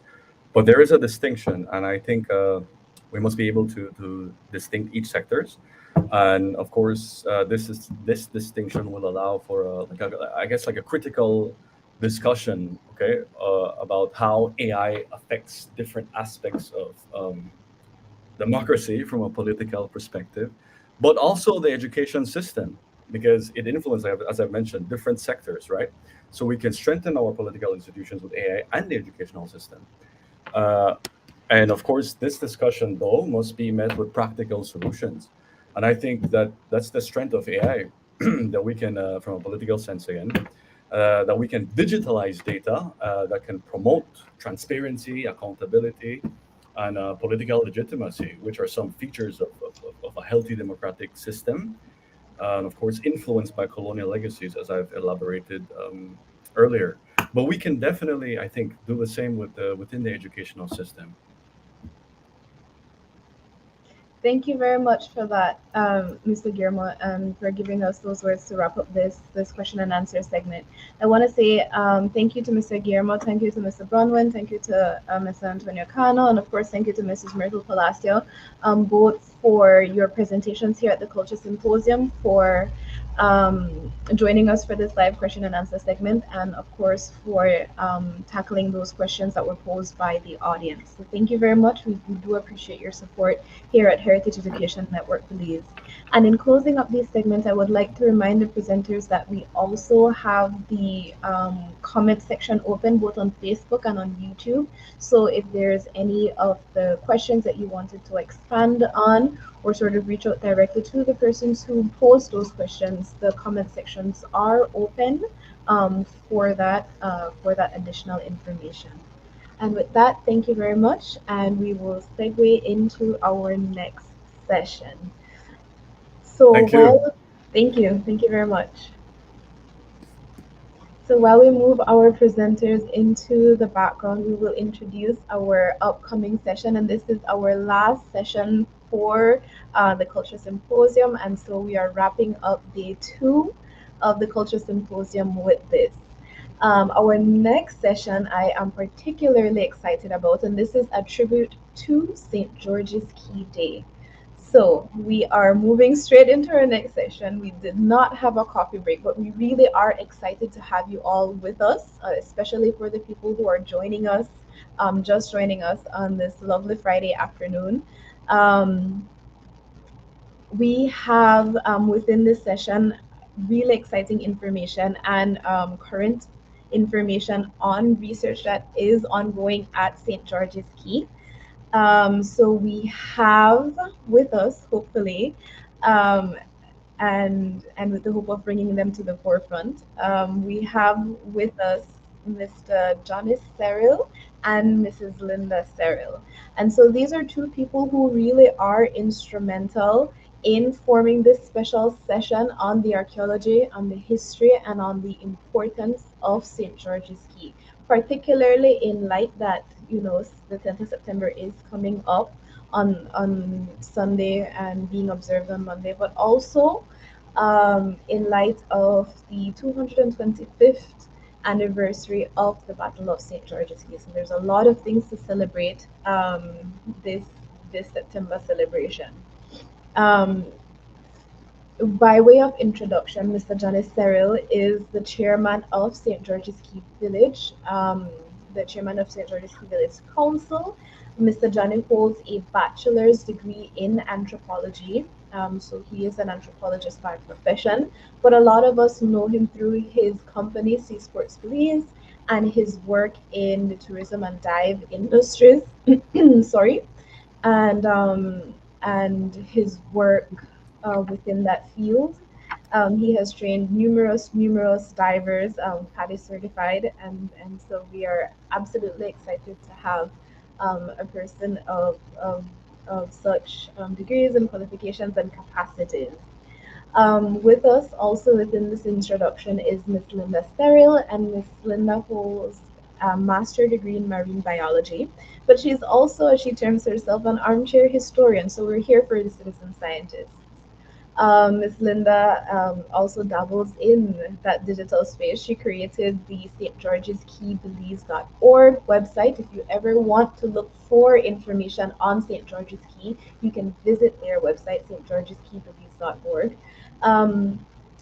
And both Mr. Johnny and Miss Linda are supporters of terrestrial and underwater archaeological research on St. George's Caye. They support this research through ECOMAR and through the St. George's Caye Field Station. So we would like to welcome, if they are with us, yes they are, Mr. Johnny and Miss Linda Searle, who are joining us. It looks suspiciously like Seasports Belize in Belize City. But welcome, and I now turn over the mic to you all to give us a little bit of introduction on this special segment on St. George's Caye that will wrap up the end of our Culture Symposium. Hi, well, good afternoon, Sylvia, and good afternoon, everybody. First, I'd like to thank the organizers of this symposium for giving us the opportunity to showcase some of the research that has been done out at St. George's Caye over the years. You know, people in Belize, when they think of archaeology, right away they go to, in Belize at least, they go right away to Maya archaeology, but there is historic archaeology and many cultural remains here in Belize that need to be showcased. And thanks to Dr. Garber for doing some research there on the island for over 10 years. And now we have Dr. Mather doing some underwater research in the surrounding seascape around St. George's Caye. And also Linda in her armchair historian capacity doing some research. She came across the research done by Michael Harris regarding Captain Moss. And so thank you for giving us the opportunity to showcase a little bit about St. George's Caye. Thank you so much for that, Mr. Johnny, and for everything that you have done in support of archaeology and in support of young professionals over the years. Mr. Johnny or Miss Linda, whoever would like to take this, tell us a little bit about the anniversary celebrations for St. George's Caye this year. And a little bit about sort of what the village council has for their vision of not only the celebration, but by extension, St. George's Caye and the role that this, our first capital, is or should play within our Belizean society. Wow, that's a big a big ask. But let's start with what's happening on Sunday coming on the 10th of September. It's the 225th anniversary for the Battle of St. George's Caye.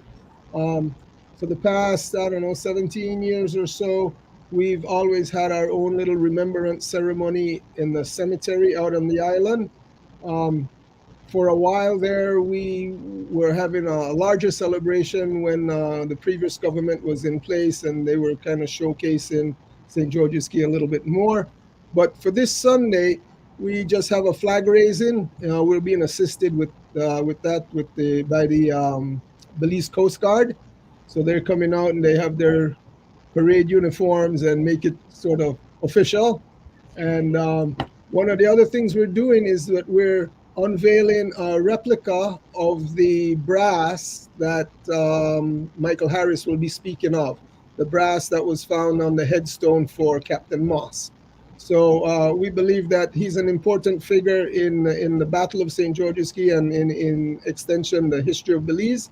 And so I believe it's we show some respect and we put his plaque in our cemetery. So that's what's happening on Sunday.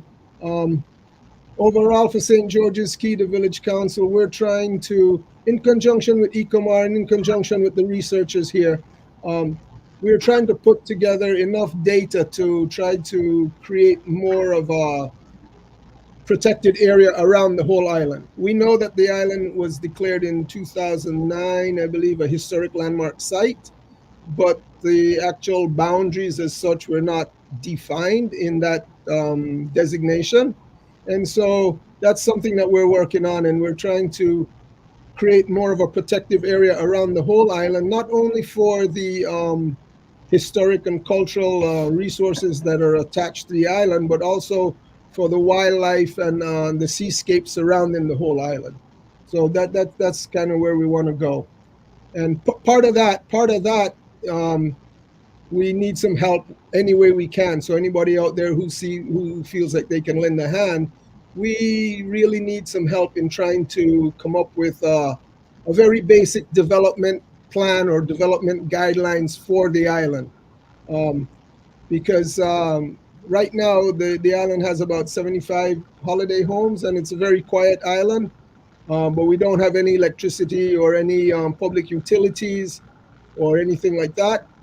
But we kind of have a little fear in the back of our mind that once we get electricity, perhaps maybe the development might get ahead of us. So we would like to have some development guidelines for the island before that starts. All right, thank you very much for that, Mr. Johnny, and thank you very much for that, Miss Linda. Sorry, we'll put you in the background for a little bit while we load up these presentations, and then we'll bring you on for the question and answer period. So moving into our first paper. Our first paper begins with Dr. James F. Garber. So Dr. Garber is a professor emeritus in the Department of Anthropology at Texas State University. He received his BA in anthropology from the University of New Mexico and his MA and PhD from the Southern Methodist University. Dr. Garber has been active in Belizean archaeology for the past 40 years. His research interests includes ancient Maya iconography, cosmology, and symbol systems of power. He's the editor of 5 books and over 40 book chapters and journal articles.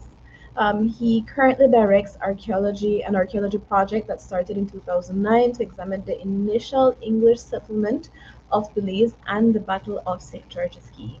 So today we will be hearing about his extensive research in his presentation entitled Pirates, Turtles, Regiments, Burials, and a Ghost, 10 Years of Archaeology on St. George's Caye, Belize.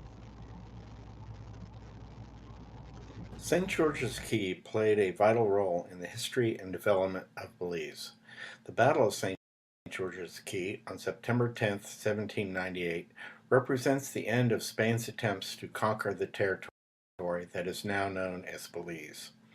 Although this battle happened over 200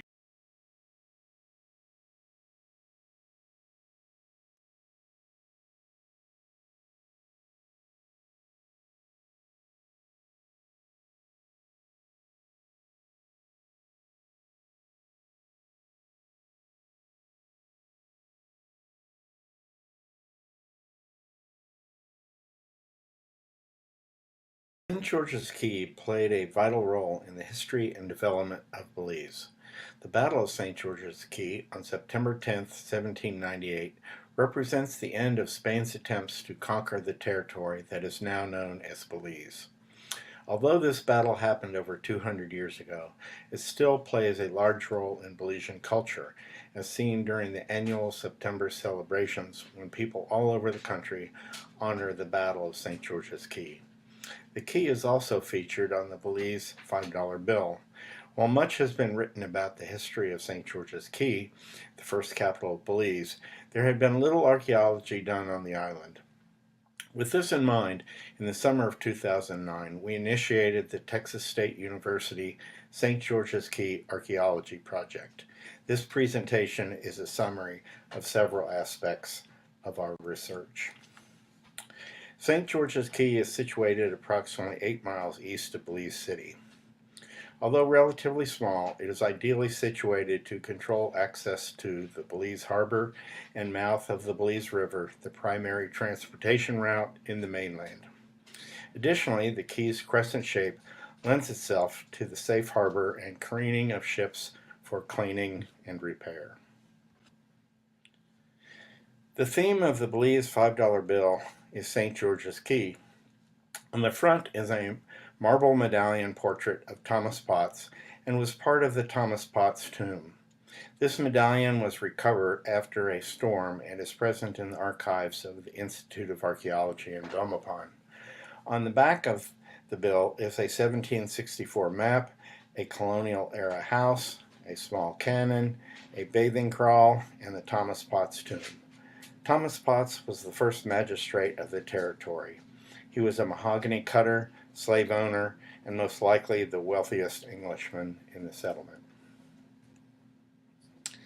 The English settlement, now known as Belize, was referred to by several names in the archives. The name of this region evolved through time and appears on several maps of the region. Shown here is a sample of the major names. The European occupants of the area were known by several names. Interestingly, the word buccaneer comes from the French word boucan, which means to smoke or barbecue meat.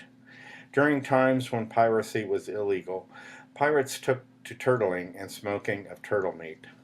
The first named European of the area was the pirate Bartholomew Sharp, noted in 1677. This map is a redrafted version of a 1764 map made by a Spaniard. In all likelihood, it was made as part of a Spanish inspection and as a condition of one of the treaties between England and Spain. It shows the location of properties and the names of property owners. The map maker only spoke Spanish, and thus the English names have awkward spellings. We attempted to correlate these names with the signatures on Burnaby's Code, which was signed 1 year later in 1765. Here are some of the possible correlations. Perhaps the most interesting is Yesquibus, which possibly corresponds with Fitzgibbons. Importantly, this was the last physical attempt by the Spanish to take the territory by force and is the focus of these presentations. This slide shows a summary of the Belize defenses. Note that the Towser and Tickler each had an 18-pounder cannon, which will be addressed later. Perhaps the most interesting factor revealed during our research involves astronomy. The Thomas Almanac of 1798 shows something very interesting. It shows that September 10th, 1798 had a perigeal tide. These occur when Sun, Moon, and Earth are in alignment, and thus gravitation forces on the Earth's water is greatest. This produces extreme high and low tides. A historical astronomer here at Texas State University suggests that this perigeal tide was unusually strong and may have been the lowest tide in some 500 years. The English would have probably known this, but the Spanish may not. Additionally, the tidal charts for Belize may not have been available to the Spanish and are different from those for Veracruz, where the fleet originated, and thus the Spanish may have unknowingly advanced into one of the lowest tides on record. This factor has not been recognized by historians and may have been a heretofore unrecognized factor in the events of September 10th, 1798. This picture shows our crew recording the only known cannon on the Caye. It faces an opening in the reef. A cannon of this type has a range of approximately 2 miles. An experienced cannoneer crew can achieve accuracy up to 1 mile. A second smaller cannon is reported to be buried in an empty lot near the center of the Caye. We employed the use of a magnetometer, but were unable to locate it. Depicted here are 2 18-pounder cannon. The one on the upper left depicts the cannon on the Caye. The one on the lower right is familiar to many Belizeans and is located in the Central Government Plaza in Belmopan. It had been removed by helicopter from the Caye by the RAF and placed in Belmopan. Are these cannon from the Towser and Tickler? Future archival research may shed light on this question. This is how the cemetery looks today. It has one modern grave and several modern memorials. Hurricanes and storms have removed all surface vestiges of the early cemetery. Shown here is the Thomas Potts tomb, the 1872 map showing grave locations and names, and a ground-penetrating radar map produced by our project. Ground-penetrating radar, or GPR, produces images that indicate possible underground features. As can be seen, several possible features are indicated. Our research has indicated the presence of 3 grave types. Type 1, below-ground pinch-toe.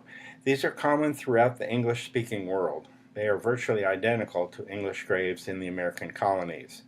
Type 2, above-ground box grave. The box graves were often topped with elaborate inscriptions providing information about the person buried. All of these have been destroyed by storms. Fortunately, the inscriptions were recorded before destruction.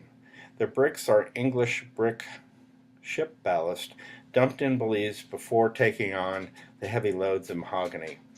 There are several buildings in Belize City constructed with similar ballast bricks. Additionally, ballast bricks were used to construct the early Belize sugar mills. Type 3, the above-ground Potts tomb. This is the only example of this grave in the cemetery. The carving and box were quite elaborate and would have been imported. The side depicts mahogany worker slaves felling a large tree. The feet of the elevated box appear to be lion's feet. In 1961, Hurricane Hattie cut 3 paths through the island, one of which destroyed the southern edge of the cemetery. The Potts tomb slipped into the watery trench and was visible until the trench was filled in a few years later. The medallion appeared after a storm and is in the Institute of Archaeology archives as noted earlier. No other parts of the tomb have been recovered,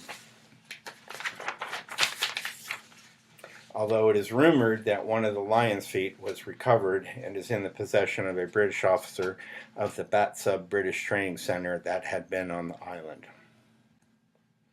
Here is one of the elaborate inscriptions on the top of a box grave. It is the grave of Eve Broster, a noted Belize family. The inscription notes her African heritage. There were substantial and regular contacts between the Baymen of Belize and the English of the American colonies, especially those of Boston. Early on, the trade was in logwood from Belize and later in mahogany. The steeple of the Old North Church in Boston was paid for by logwood donated by the Baymen. The connections and visits to Boston were so regular that the Baymen had their own pew in the Old North Church, as indicated by this plaque. Belizeans today are permitted to sit in this pew. No doubt several of the Baymen were related to families of the American colonies. It is close to the Revere family pew, and thus the Baymen were no doubt familiar with many of the well-known American colonial families. The location of the James Bartlett grave is indicated on the 1872 map. Bartlett played a role in the battle by alerting the occupants of the Caye to the presence of the Spanish fleet as it was assembling to the north. Our excavations revealed the scant remains of the grave as shown here. We located 3 of the 4 corner posts and a scattering of bricks from the box grave.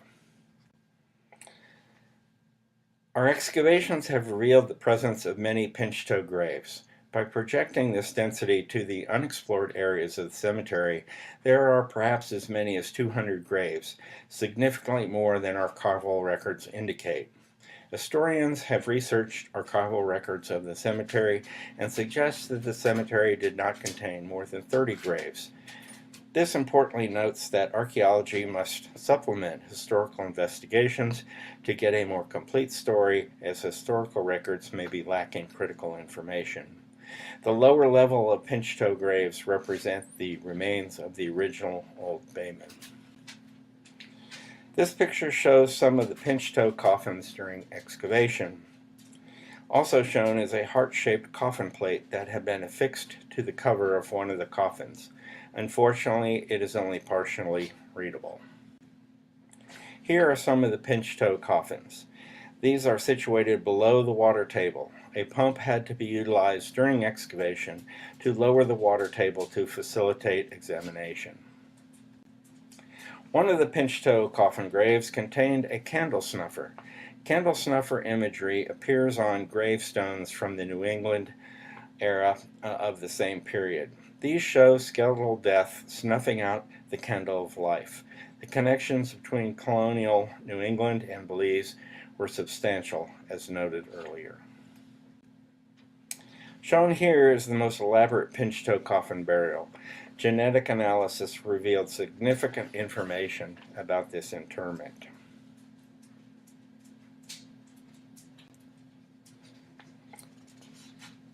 Another pinch-toe coffin burial contained 2 individuals. It was assumed that this was mother and child. However, genetic analysis showed that this was not the case. This picture shows typical uniforms of the West Indian Regiment. Each regiment has slightly different details. These regiments were formed in Jamaica from slaves purchased for that purpose. They were led by commissioned white officers. This slide shows recovered buttons from various regiments. Several metal gun parts, gun flints, and lead projectiles have been recovered. The records indicated that smoking, drinking, and gambling were common activities of the West Indian Regiment soldiers during idle times. Artifacts indicating these activities have been recovered. Shown here is a brass shako plate recovered on the Caye. Records indicate that West Indian regiments were stationed on the Caye for a few years following the battle. The greatest concentration of military artifacts, gun parts, gun flints, dice, coins, shako plate, buttons, and buckles, have been recovered slightly below the surface toward the back or west end of the cemetery. These items do not seem to be associated with any of the burials, and we suspect that the military encampment was located off the west edge of the cemetery in an area of what is now the swimming pool of the St. George's Caye Lodge. Here's a close-up of the brass shako plate. In addition to logwood and mahogany extraction, turtling was an important economic activity of the settlement. Although the Belize crest features 2 loggers, a turtler would also be appropriate, as turtling was a major economic activity. Significant amounts of green turtle meat were exported to Europe, as well as tortoise shell for jewelry. Here are some photos showing turtling activity. Shown here is some tortoise shell jewelry. This is the 1764 map of the Caye superimposed over a satellite image. This was done to identify the location of the old turtle kraals relative to modern landmarks. Here we are conducting underwater reconnaissance of one of these areas. It produced substantial quantities of butchered turtle bone. Shown here is one of the most interesting finds. It is a cap to what is now referred to as a murder bottle. These devices were used so that babies could feed themselves from a bottle. They were difficult to clean, and the accumulated bacteria could result in death, and thus they were ultimately called murder bottles and were eventually removed from the market.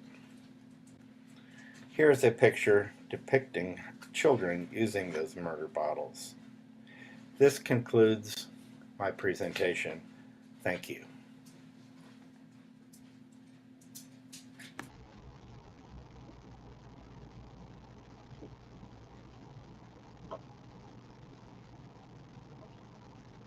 And here, as part of the end of this presentation, there are photos on the different archaeological discoveries at St. George's Caye, and sort of the archaeology that exists beneath the cemetery, which is actually quite significant. If you've ever visited St. George's Caye, there is not so much to see on the surface when you visit the cemetery.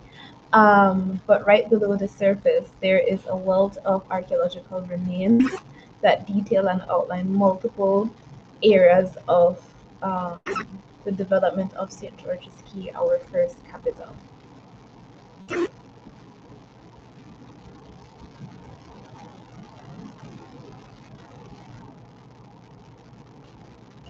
All right, thank you for that presentation, Dr. Garber, and for all the work that you've continued to do to highlight the history of St. George's Caye and related the history of Belize on a whole. Continuing with our presentations, we have Dr. Rod Mathers and Mr. Keith Bruce. Dr. Mathers is a professor of underwater archaeology and applied history at the University of Rhode Island. He is a highly experienced marine archaeologist with more than 25 years proficiency running underwater archaeology projects and field schools in the United States, in Bermuda, and elsewhere. His expertise includes geophysical survey, historical site identification and assessment, and historic ship construction and GIS development. Today, Dr. Mathers and Mr. Bruce will be presenting on investigations of the St. George's Caye submerged cultural landscape, and these are investigations that have occurred between 2020 and as recently as 2023. We will now hear from Dr. Mathers and Mr. Keith. Mr. Bruce, sorry, Keith Bruce.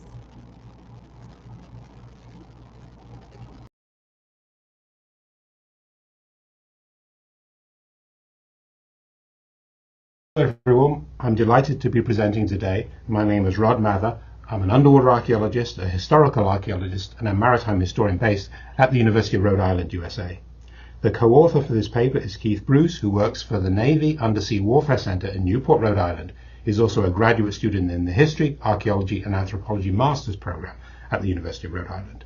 The title of our paper is Investigations of the St. George's Caye Submerged Cultural Landscape 2020 to 2023.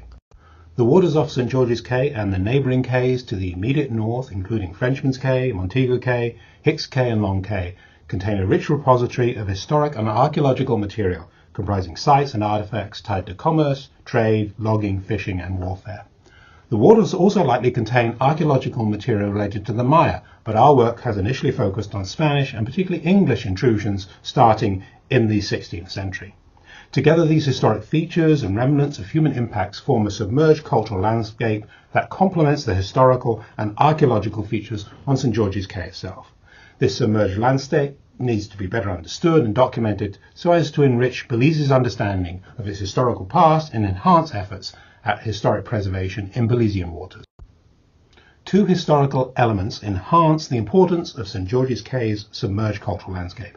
First, the Caye's status as the commercial and political centre of English Bayman activities in the early 18th century. Second, St. George's Caye as a target for Spanish assertions of sovereignty over Belize in the 18th century, and the corresponding English resistance to those assertions, culminating, of course, in the Battle of St. George's Caye in early September 1798.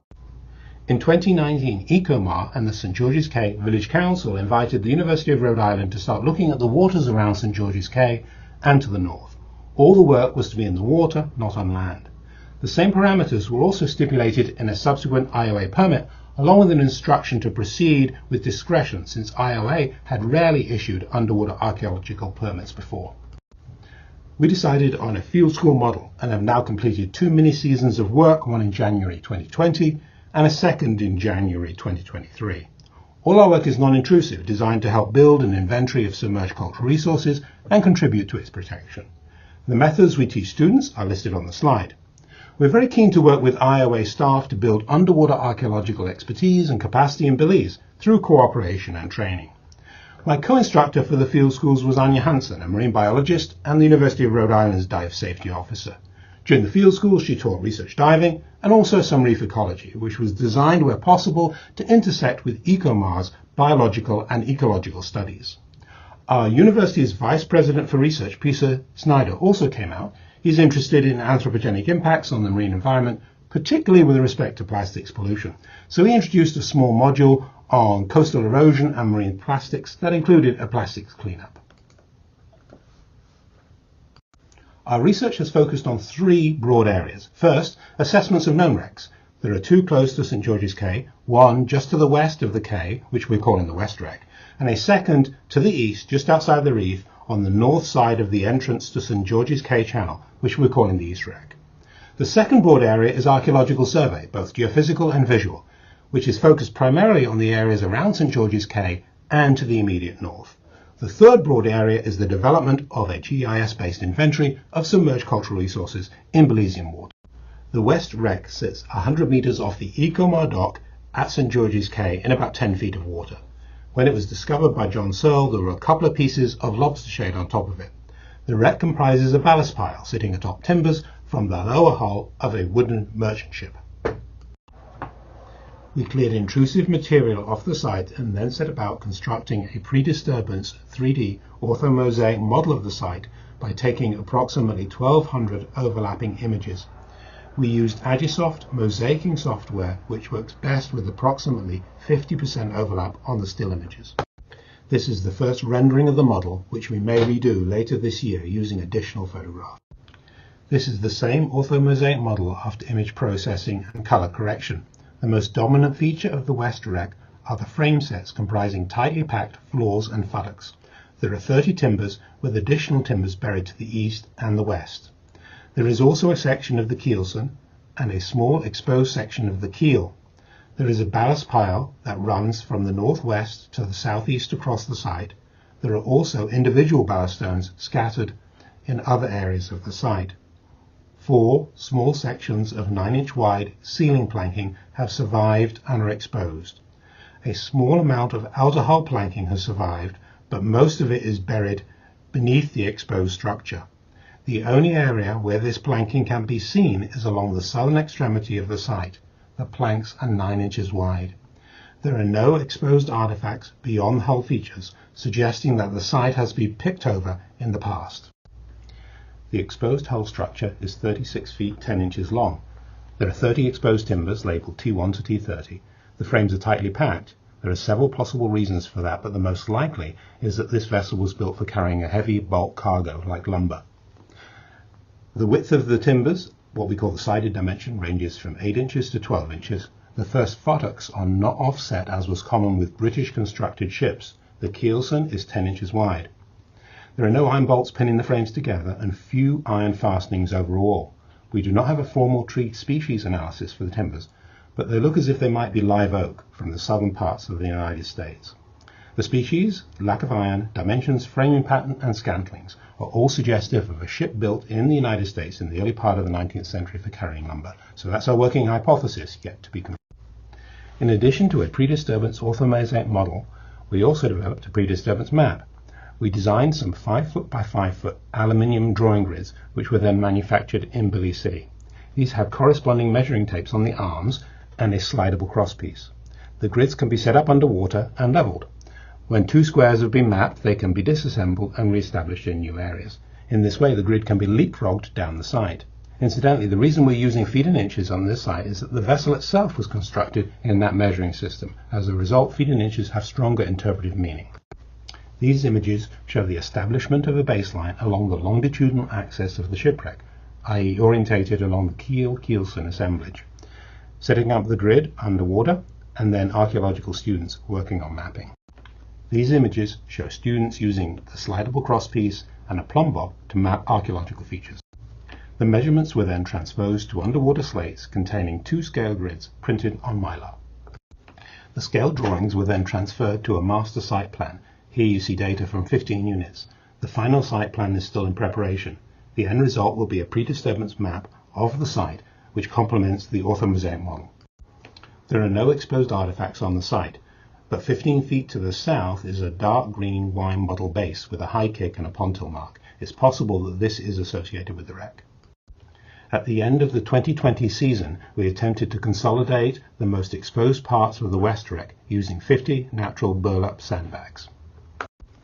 Unfortunately, human intrusion and looting between 2020 and 2023 has undermined those efforts. The images at the bottom of this slide show timbers that have been physically displaced. The image in the top right shows a hole that has been dug by hand fanning next to the west end of the baseline. And the image at the top left shows a hole that has been dug by hand fanning next to the exposed outer hull planking. This has undermined one of the planks, leading to break and its collapse. We have completed just 2 reconnaissance dives at the second known wreck, which we are calling the East Wreck. The site sits just outside the reef on the north side of the entrance to St. George's Caye channel. It is in only 8 feet of water and is in a high energy zone. It consists primarily of an exposed ballast pile which is 47 feet long by 15 feet wide. Local tradition and one secondary source identifies the wreck as HMS Triumvirate, lost in 1787. This image shows the ballast stones at the East Wreck, which are tan or red granite. The site is covered with fire coral. There are a few smaller river cobble ballast stones, as shown in the bottom left, and in one area there are 2 exposed pieces of outer hull planking, each measuring 10 inches in width. There's not much evidence here of an 18th century British warship, no guns, ammunition, or copper sheathing, for example. The identification of the East Wreck as HMS Triumvirate is made more difficult in that there never was a warship called HMS Triumvirate. However, there was a merchant ship called Triumvirate that was lost off St. George's Caye in 1789, not 1787, so this seems to be a reasonable working hypothesis for the East Wreck.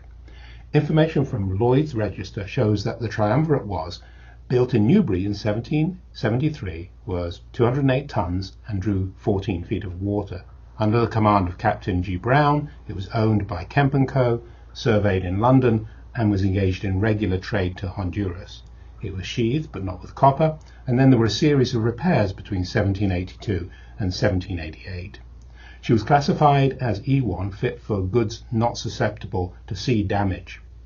Information from Lloyd's List shows that the Triumvirate sailed regularly from London to Honduras, sometimes stopping at Jamaica. It also reported in April 1789 that the Triumvirate, under the Captain Brown, is sunk at St. George's Caye in Honduras. Our second broad area of research has been underwater archaeological survey. This is centered on the waters around St. George's Caye, extending north to Long Caye. This area hosted the major engagements of the Battle of St. George's Caye. We've used 2 survey methods, one geophysical and one visual. For the geophysical survey, we used a Sensis Magdrone R3 incorporating 2 fluxgate magnetometers with a resolution of 0.03 nanotesla. The unit has a built-in GPS and stores magnetic data on an SD card. Magnetometers detect distortions in the Earth's magnetic field, some of which are caused by ferrous objects, including archaeological iron objects such as anchors, cannon, iron nails, and cannonballs. The R3 weighs 880 grams and is designed to be mounted on a drone. We decided to test the unit in an area before bringing out the drone. We selected a small area inside St. George's Caye, which included the West Wreck. So we mounted the magnetometer on the bow of a kayak, making sure that there was no metal on the kayaker or the boat, and paddled survey lines using ranges. It worked well. Here are the survey lines. And here is the raw data. And here is the processed magnetic data, within which there are targets or anomalies. The anomalies highlighted here have characteristics that are suggestive of cultural material. The second anomaly from the bottom is the West Wreck, although given that there was virtually no iron on the site, the signature is likely caused by the lobster shades that were on top of the wreck rather than the hull structure itself.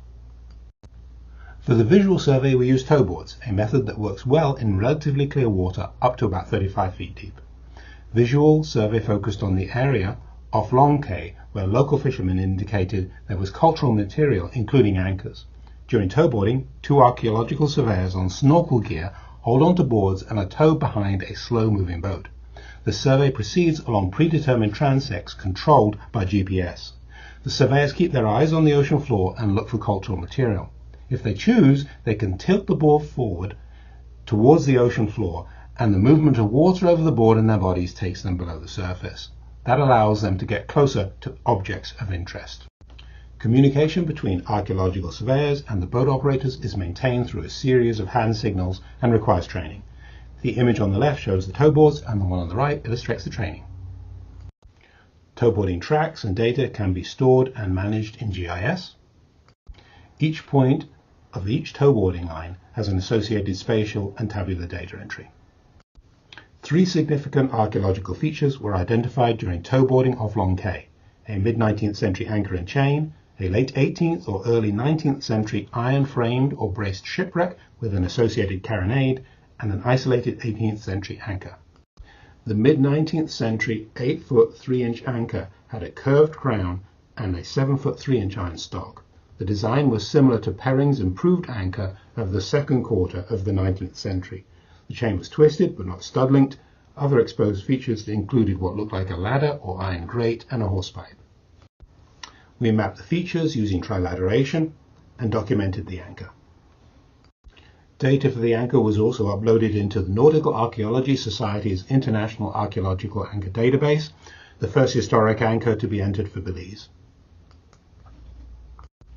Exposed structure from the iron-framed or braced wreck was 37 feet long. We took approximately 500 overlapping photographs of the wreck, which we stitched together to create a 3D orthomosaic model. The heavily encrusted carronade, shown on the left, was 75 feet north of the wreck. It was 4 foot 10 inches long with a 4-inch bore. Other exposed artifacts included wood fragments and a black glass wine bottle base.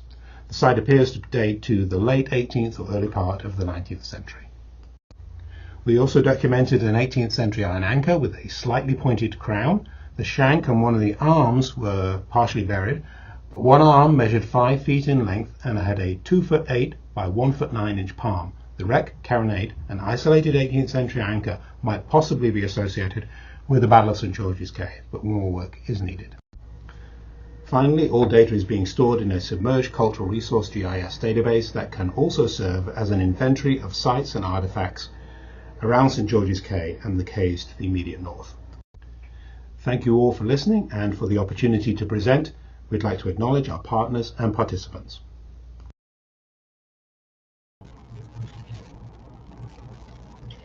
Thank you very much for that presentation, Dr. Mathers and Mr. Bruce. It was a very insightful presentation on recent research at St. George's Caye. Underwater archaeology is also near and dear to my heart, and so it is refreshing for me, not because we're talking about the sea, but refreshing to see presentations that sort of go beyond Maya archaeology, that go beyond terrestrial archaeology in the historic period, and start looking under the water, start looking in the sort of marine areas of Belize for the rich cultural resource that is here. We've heard a lot of talk about the blue economy, we've heard a lot about the potential of the marine world, and now we're seeing those cultural connections to these blue spaces as well. To close our session and relive this Culture Symposium for 2023, we have Rear Admiral Michael Harris. Rear Admiral Michael Harris was a Royal Naval officer who encountered the subject of his presentation via his lifelong interest in monumental brasses.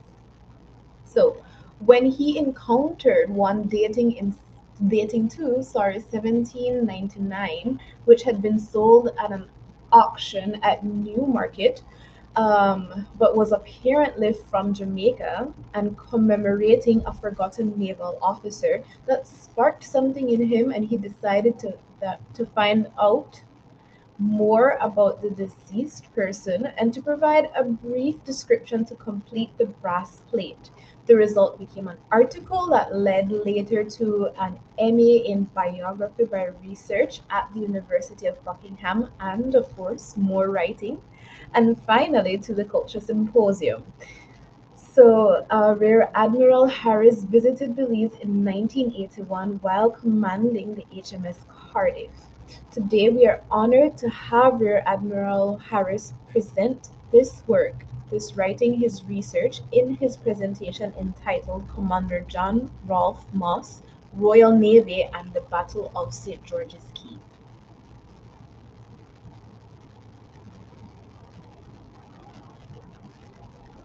Good afternoon, everyone. This story begins on the 5th of November 2006. That's just 17 years ago, when Rowleys of Newmarket auctioned an old brass memorial plate said to come from the stock of an antique shop in Canada.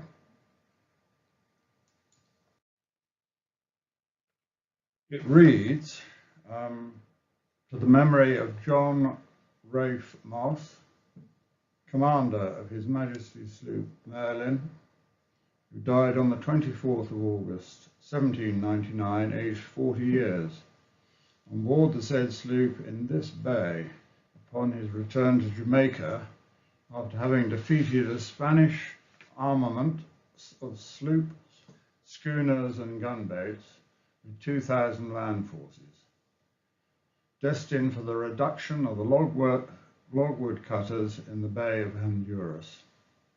By its style, this plate was made in a London workshop at the time, and the odd thing about it is that it has 36 fixing holes around the outside, rather than the usual 4 to 8, which would secure it to a wall in a church or something like that.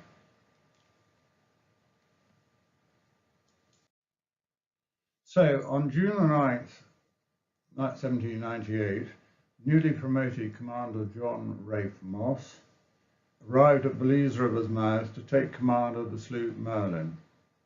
Built in 1796, she had been sent straight to Belize and was to spend virtually the whole of her short 7-year life here on her own as a guard ship. She was armed with 16 6-pounder guns, together with 4 12-pounder carronades on her quarterdeck and 2 more on her forecastle. She was ship-rigged and had a complement of 121. Here is the Jamaica station in that time, stretching from Jamaica to the south, Florida and the Bahamas to the north, Haiti to the east, and Central America, Yucatan, now part of Mexico, and Belize to the west. As you know, Belize, under the Treaty of Tordesillas of 1494, was part of the Spanish province of Yucatan. The Spanish had never tried to occupy this remote part of their province and generally tolerated the existence of the baymen as long as they didn't have any official form of government and did not build defensive fortifications, limited their activities to harvesting logwood trees and, more recently, mahogany. All this meant that in practice the baymen ruled themselves by appointing a committee of annually elected magistrates. When the outbreak of war seemed likely, the governor of Jamaica, who kept an unofficial eye on them, had sent Lieutenant Colonel Barrow as their superintendent, with a secret commission as commander-in-chief, should war be declared, which it had been by the time he arrived in December 1796, aboard the Merlin as the new guard ship. Also aboard her were reinforcements in the shape of a few troops and some artillery. Meantime, the wonderfully named Irish-born Spanish governor of Yucatan, Field Marshal Arturo O'Neill, had been planning an invasion to get rid of the Baymen forever. This took the form of an amphibious expedition, or armament, launched from their main port, Campeche, on the left of the chart, which, by the time it reached Brazilian waters in late August, had been deserted by its most important naval ships, 2 frigates, which carried all his heavy guns. Their commander said that they had neither enough food nor the right charts, and simply and disgracefully sailed off to his base in Veracruz, which was 400 miles away. As his senior naval advisor, the Field Marshal was left with Lieutenant Don Francisco de Fuentes Bocanegra, commanding the armed schooner Belize, who was a junior officer who didn't appreciate greatness being thrust upon him, as we shall see shortly.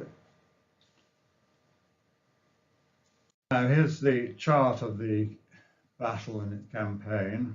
Belize City is halfway down on the left, and St. George's Caye is where all the red lines meet the blue one on the right.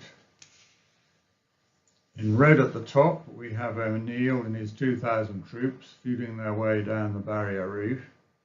Only his gunboats and small craft could venture inside the reef on the left, while the heavy troop transports had to stay outside in deep water on the right. Moss, in blue, kept Merlin moored as close to Belize City as he could, position 1 on the left-hand end of the blue line, until the 5th of September to try to protect it should any troops land to the north. That's as close as he could get.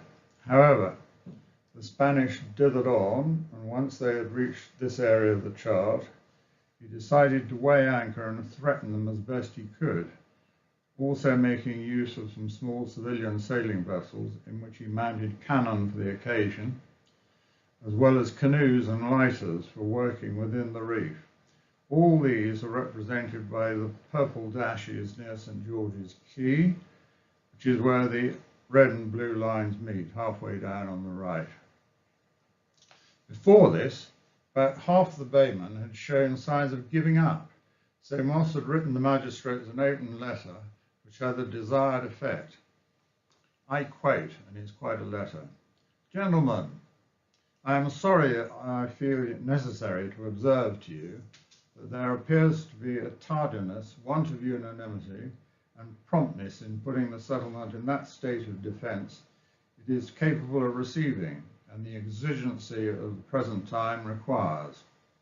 Time is evidently thrown away in desulting meetings without coming to a decisive point, all which is injurious to service, particularly on a point that so materially concerns yourselves. I've only to say that if I see a manly determination on the part of the inhabitants to defend the place that the Merlin shall remain in the most favourable position to support it, while a shot remains on board. On the contrary, should any person attempt to escape or effect their retreat to the river Saboon or any other place which they may pass within gunshot of the Merlin, I am determined to oppose it." In other words, he's going to fire on them without Colonel Barrow and the majority of the community thinking it necessary. It is hardly worth my while mentioning how much the forts may be strengthened by placing logs of wood between the embrasures, and that it should be done by the negroes now in town without any delay. The flats may be fitted in 2 days to receive guns. Should the enemy then force the haul over, their passage down the river may be disputed with a certainty of success. The slaves must be called down and every pecuniary consideration done away till a certainty of the enemy's intentions are known. Many other precautions that may occur to yourselves must be put in practice without delay. By acting in this manner, you may secure yourselves. I have therefore to beg that you will send me a copy of your determination tomorrow by 8 o'clock.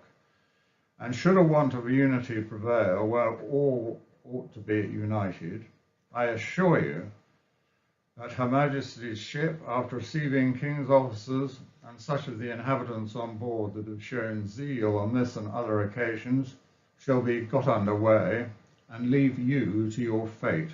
I am, etc., J.R. Moss, Captain HMS Merlin.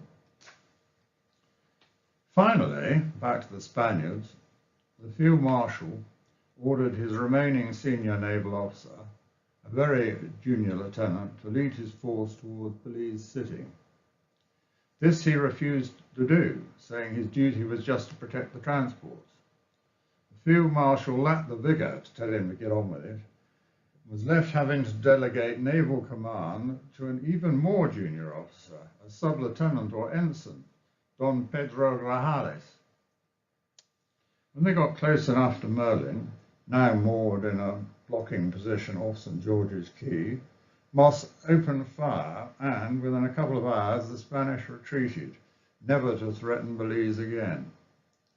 Earlier, Moss was worried that the Spaniards might try to land on St. George's Caye, so had sent a message to Colonel Barrow asking him to send troops. As the word spread ashore, the local reservists seized all the available boats and started splashing furiously towards St. George's Caye, leaving the regular troops without transport. But the kerfuffle put the final nail in the coffin of any courage that the young Spanish naval officer may have had.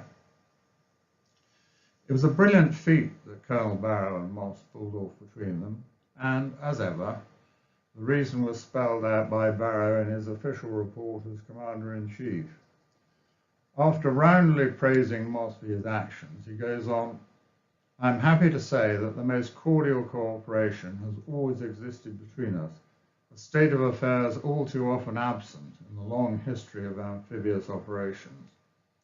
Moss added an unusual comment to the report of a naval action. "The spirit of the Negro slaves that manned the small craft was wonderful."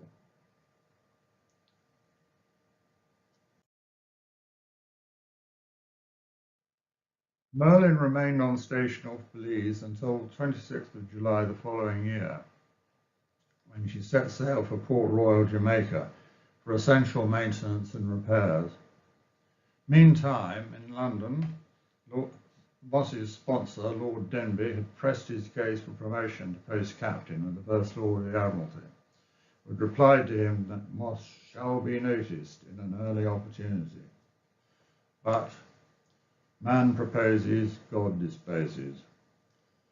The red date marks in the sea between Belize, Cuba, Grand Cayman in the middle, and Jamaica traced Merlin's track, beating into the prevailing wind to reach Port Royal, which she did on the 24th of August, but now under the command of Lieutenant Knipe, because the master's log records on the 10th of August that, at 9, departed this life Captain Moss.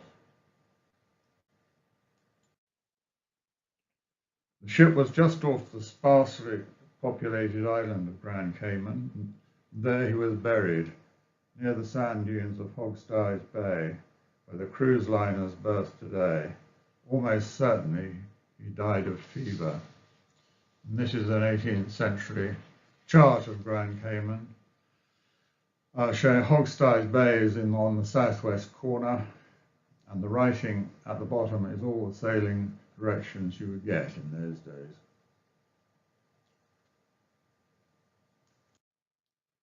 So, 36 holes round the brass plate were for nailing the plate to the wooden headboard on his simple grave, which was all that was possible on that remote desert island. So that was the end of John Moss, and Merlin didn't last longer, being sent home to be broken up in 1803. As a South American historian has commented recently, there can be few times in naval history when such an action with so much cannon fire resulting in so few casualties has had such a permanent political result. Thank you.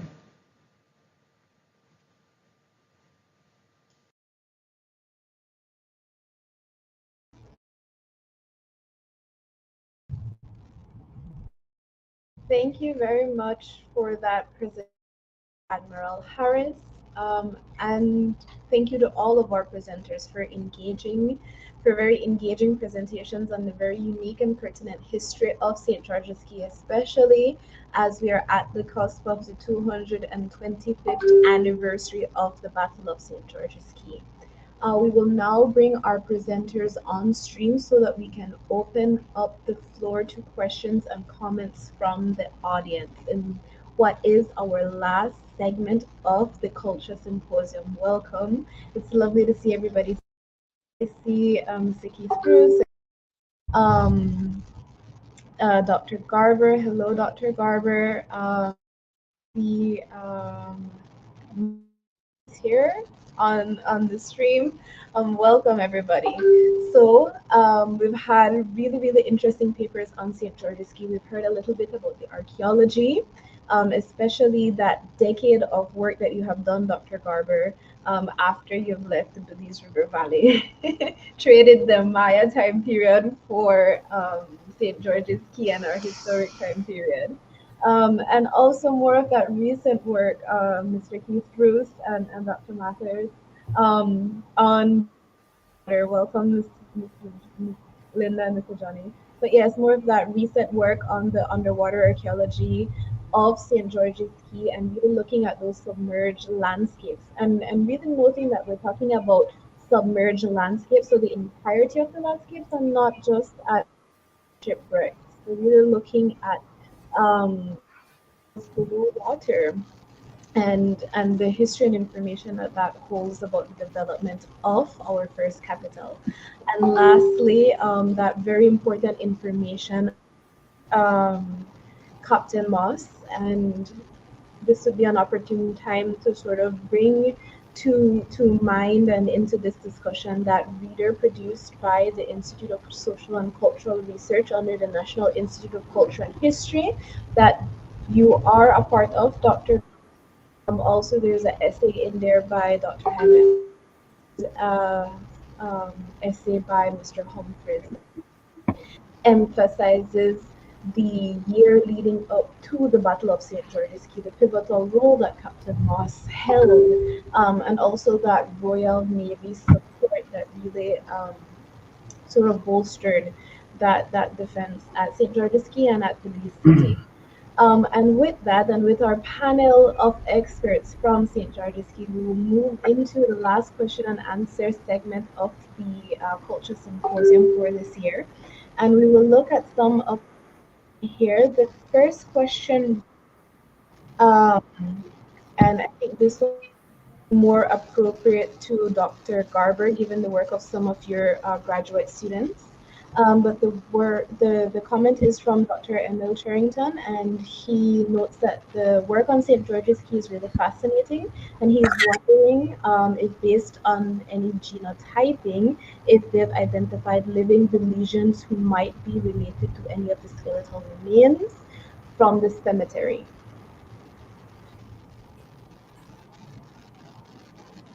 We're not hearing you, Dr. Garber. Okay, I think we've got you now. Oh, no, you're muted. Let me see if I can unmute you. How about now? Yes. Yes? Yes. Okay. Yes, we did extensive genetic testing on most of the skeletons. But really, that was our expert in that area was mainly looking at ancestry and their genetic makeup and their where they came from and et cetera, et cetera. In terms of relating that to living populations, the techniques that we're using were not really equipped to do that. Although our geneticist did take samples from many Belizeans, and but that is to look at sort of the modern profile of ancestry. In terms of linking people from the cemetery to living population, that was done primarily through the names, at least the names that were recorded on the box graves. In terms of the coffin burials, we don't have information on who those people are.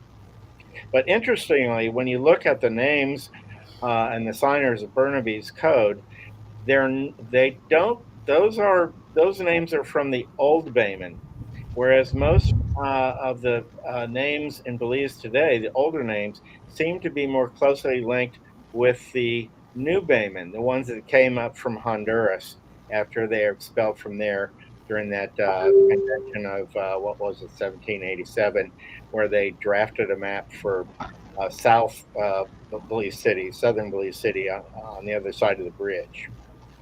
I hope that helps.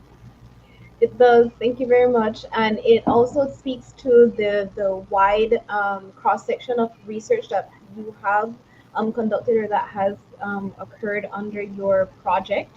And also to the quality of the human remains that have been recovered from St. George's Caye, the amount of information that we can glean from the skeletal remains, and really and truly the future potential for research at St. George's Caye, and how that can play into our or a greater understanding of our recent historical past. So thank you very much for taking that question, Dr. Garber. We have a question in here from Miss Linda, and this is directed to Mr. Harris. So we'll move our conversation along with that. Mr. Harris, as a naval commander yourself, what are your thoughts on the strategy employed by Captain Moss? Well, I have to say it was brilliant. Particularly bearing in mind he was a really very junior chap. This was his first command, and he'd arrived in Belize for the first time himself at the beginning of June, whereas the dear old Field Marshal had been at it for 2 years planning his attack. Well, it was obvious looking at the chart for any naval officer, it's an absolute nightmare trying to fight a war in the middle of the Barrier Reef. And he'd worked out with the Colonel Barrow, who was the superintendent, senior army officer. Between them, they worked very closely together. They worked out a good plan, and it came off, and they richly deserve success. By the way, before I go on, for reasons which needn't bother us, my talk was much too slow, much too quiet, and it's the first time I'd ever struggled with this software, and for reasons that didn't bother you, we had to do it in one shot, so there was no rehearsal. So I hope you understood some of it anyway. Thank you very much for that, Mr. Harrison, and still thank you very much for our presenting at the KULCHA Symposium. A lot of times people ask us if we're ever going to have a face-to-face or in-person symposium, but really and truly these virtual spaces allow us to engage a cross-section of researchers from all over the world, and so really appreciative of you for taking on that challenge and putting together this presentation and being here with us for the question and answer segment. So we do appreciate it. We have one more question, and this is from Ms. Ali Villarreal. And she says to Dr. Mathers and to Mr. Bruce, would you be able to source the granite ballast to get a closer idea of the construction location of the vessel? And I think this ties into sort of some of the papers that we had on Monday. We had a entire segment on ancient Maya tool use, but looking at how some of those methodologies may be applicable to what you have discovered on the vessel. Okay, can you guys hear me okay? First of all, thanks very much for having me. I recognize that I'm the JV and Professor Mather would have liked to be here, but I'm standing in for him. If the question is about the West Wreck, I think a more straightforward way to get its origin would be a species analysis on the wood. Getting the granite sourced is probably pretty expensive. So an easier way to do it would be with the wood, which Dr. Mather thinks is live oak from the southern United States.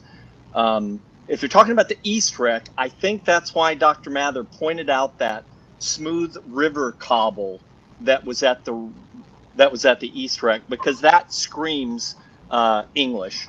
That type of ballast stone, as opposed to just a rough piece of granite. So I think that's why he pointed that out.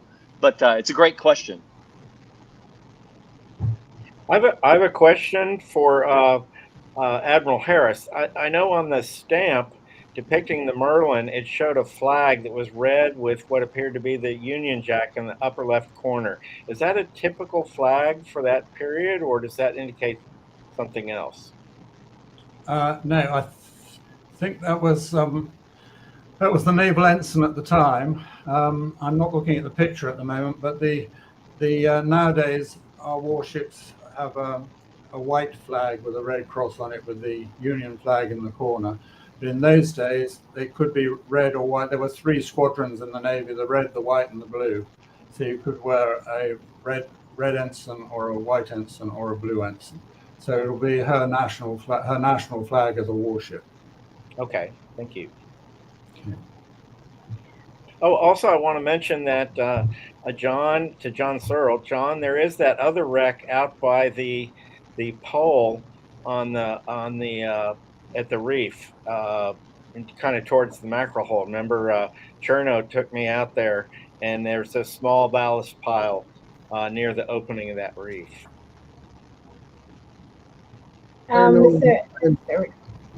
Yeah, I remember that Cherno and Ruben took us out there, and so I guess on one of the future times that Dr. Mather comes down, we might try to go and take a look out there before Cherno leaves us. He's getting pretty old now. Yeah, and those ballast stones were round. They were also water rolled big boulders. Also, he said that there was a substantial amount of lead plate, what appeared to be lead plating, but someone has collected all of that off that wreck. Yeah. Thank you very much for those questions. KULCHA Symposium bringing people together. To me, what I hear from this is that there's still a lot of potential for archaeological research at St. George's Caye. There's still a lot of potential to look at St. George's Caye from that holistic perspective, to look at the perspectives of archival research, archaeological research, both on land and on these submerged landscapes, to look at genealogies and maybe RDNA, to look at sort of the oral histories and those last names and genealogies across Belize, to understand more fully St. George's Caye, the role that it played, and then by extension looking at the role that St. George's Caye can play within our understanding of ourselves, our multicultural identities, the way that our nation is developing within these global communities, and really carve a future for ourselves. And with that, I don't believe there are any other questions in the comments section for our presenters, but I would like to turn it over to Mr. Johnny and Ms. Linda if they want to say any words or any final remarks, especially on the heels of this 225th anniversary of the Battle of St. George's Caye. Okay, so yeah, Sylvia, thank you very much for allowing the researchers that have been working at St. George's Caye for the past decade. We really appreciate the collaboration and getting this information out there. And we want to thank Dr. Garber and of course, Dr. Mather and Keith Bruce and Mr. Harris all the way from England. I know it's almost, it's getting close to midnight there. So we really appreciate you taking the time out and coming over to our neck of the woods. And really want to thank you too for the research that you did on moss. This Sunday, we're going to be displaying or unveiling just a replica of the plaque that you have created this whole story about for Captain Moss. So we'll be sure and mention you and take some pictures and send them your way after this Sunday. So thank you very much. Yeah, that's really exciting. I'm looking forward to seeing that. Thanks. Yeah, thank you. John? Yeah, guys, thank you very much for sharing and being part of the symposium. And Jim, we're looking for you. We want you to come on back down. I'm ready. I'm ready to do it. I'm chomping at the bit. I'm ready to come back. Yeah. And Keith and Dr. Mather, we're waiting for your team to come on down. hopefully we have nice weather when you come down, because you know a lot of your work is weather dependent, and so we look forward to seeing you.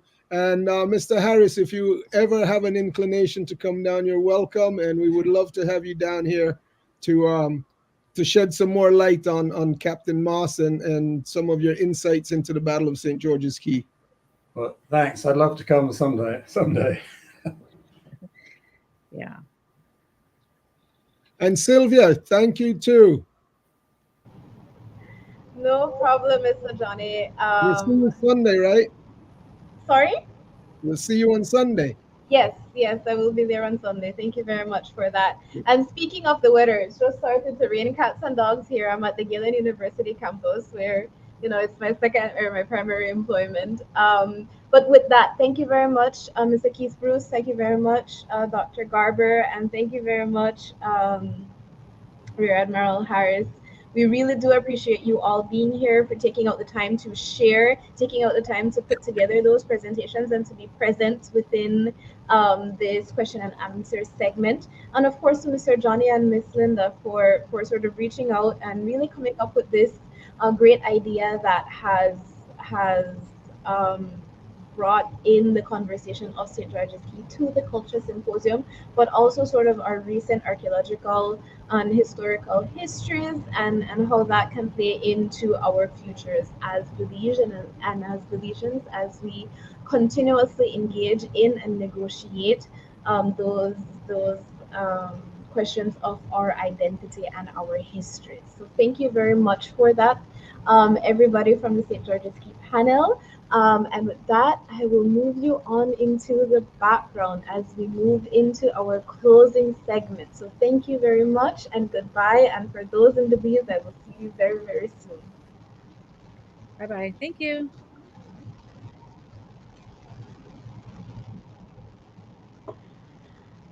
And with the close of the St. George's Caye segment, that brings us to the end of our KULCHA Symposium. That brings us to the end of our presentations for the third annual KULCHA Symposium, for our KULCHA Symposium 2023.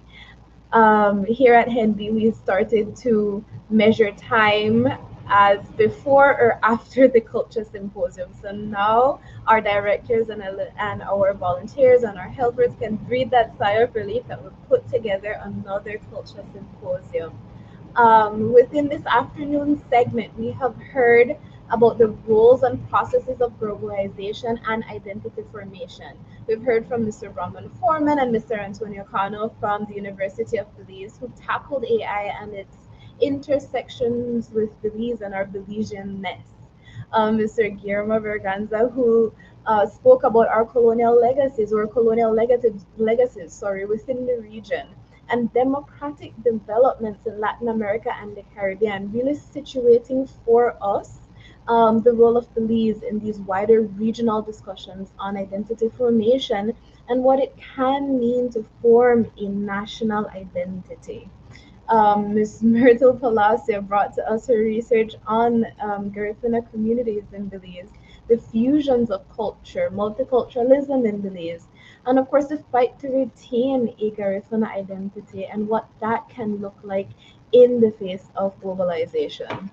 And within our segment on the Battle of St. George's Caye, and in celebration of the 225th anniversary of the Battle of St. George's Caye, Dr. Garber, with his synopsis on an entire decade of archaeological research on St. George's Caye.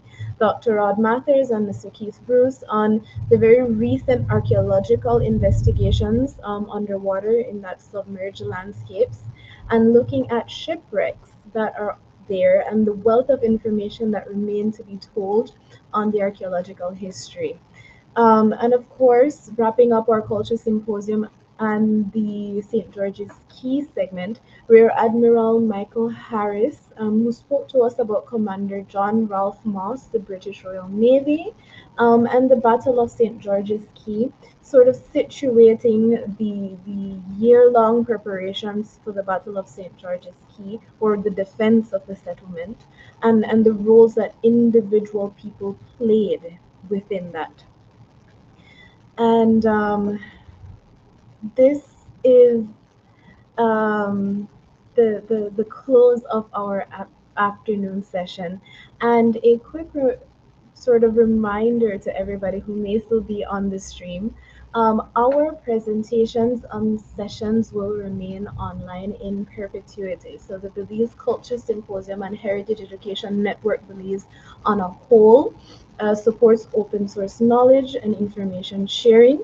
So all of these presentations and all of the presentations from our previous Culture Symposium are online and are accessible on our YouTube channel and throughout our website. We also have a digital library. If you sign up for our mailing list, you will have access to that and access to resources that we send out.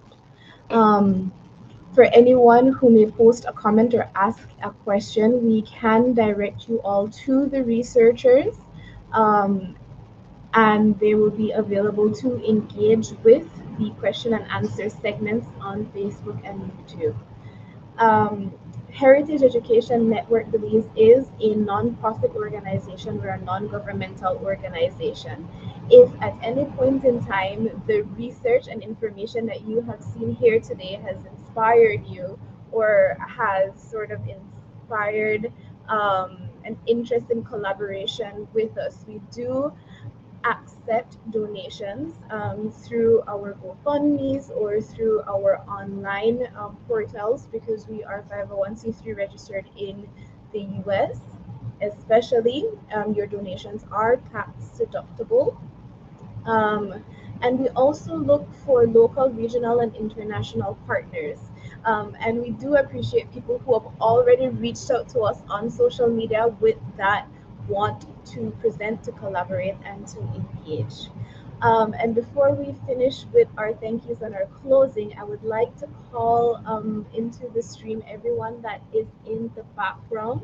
We have our presenters who are back there. We have our back-end people who have been helping us out. Welcome, everyone. We like to say the future of archaeology is female, and look at all these beautiful on the live stream. Director Ella Bekeshi, Director Dr. Rebecca Fredel Juan, Dr. Joyan Defor Bob, and soon to be Dr. Alessandra Villarreal. Thank you so much, ladies, for being on here, and thank you so much for joining us as we close the Culture Symposium. My goodness, 3 years, year 3 in a row. So, is there anything that you would like to say to the audience? You put us on the spot, Searle. I think I know that I possibly say this at every culture symposium, but I think we're really grateful that we can have this community and that we can have the people who are presenting and that we can spend this time. I think it pushes us also to spend more time together as directors, as colleagues, and I really appreciate that every year. So thank you for everyone who's tuning in, and thank you for all the lovely people who made it possible. We had great fun, I think, despite all the technical difficulties and the background difficulties. We always have great fun. So thank you for everyone.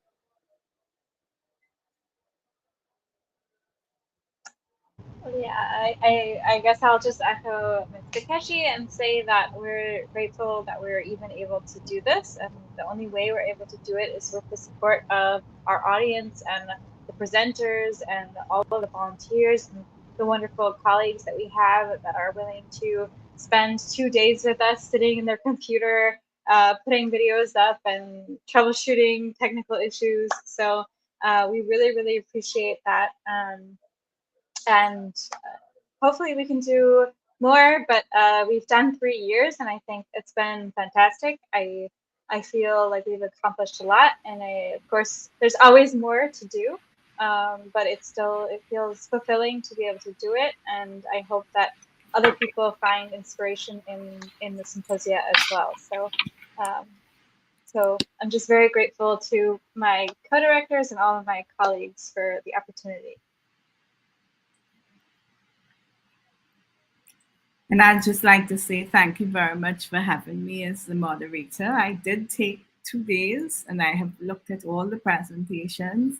I think that there's a lot of work, ongoing work for Henry to do because there's a lot of data in those 3 sets of presentations. And I have been nonstop sending emails and text messages to April about where next I think the work could go.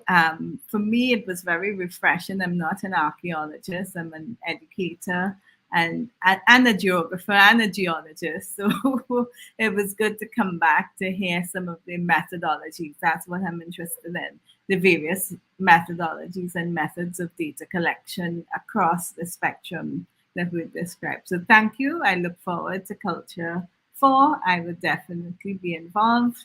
Make sure and reach out for me. I will again support as I can. Congratulations. Thank you for the offer. Thank you. And thank you for supporting us as well. Yes. I just wanted to chime in from the US and say that I love KULCHA for its great accessibility and the ability for, I know Ella is in Europe as well, and being able to come together and do that true cross-boundary, cross-border collaboration is wonderful. And then April, our other co-director, also wanted to pass on a message of gratitude to the community as a whole, to everybody who has chimed in and commented, as well as just viewed. Giving your support means a lot to all of us. So on everyone's behalf, thank you. And thank you, Ali, for the background always supporting us.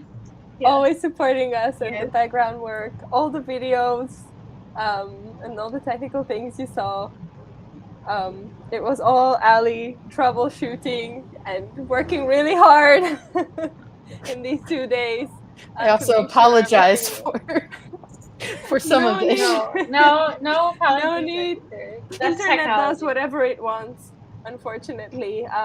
But we still like to keep to the online format. I think especially since COVID ended, it was a big question whether we go into hybrid or online or in person. And we, like my colleague said, online gives us the opportunity to broaden the horizon and to involve a lot of people.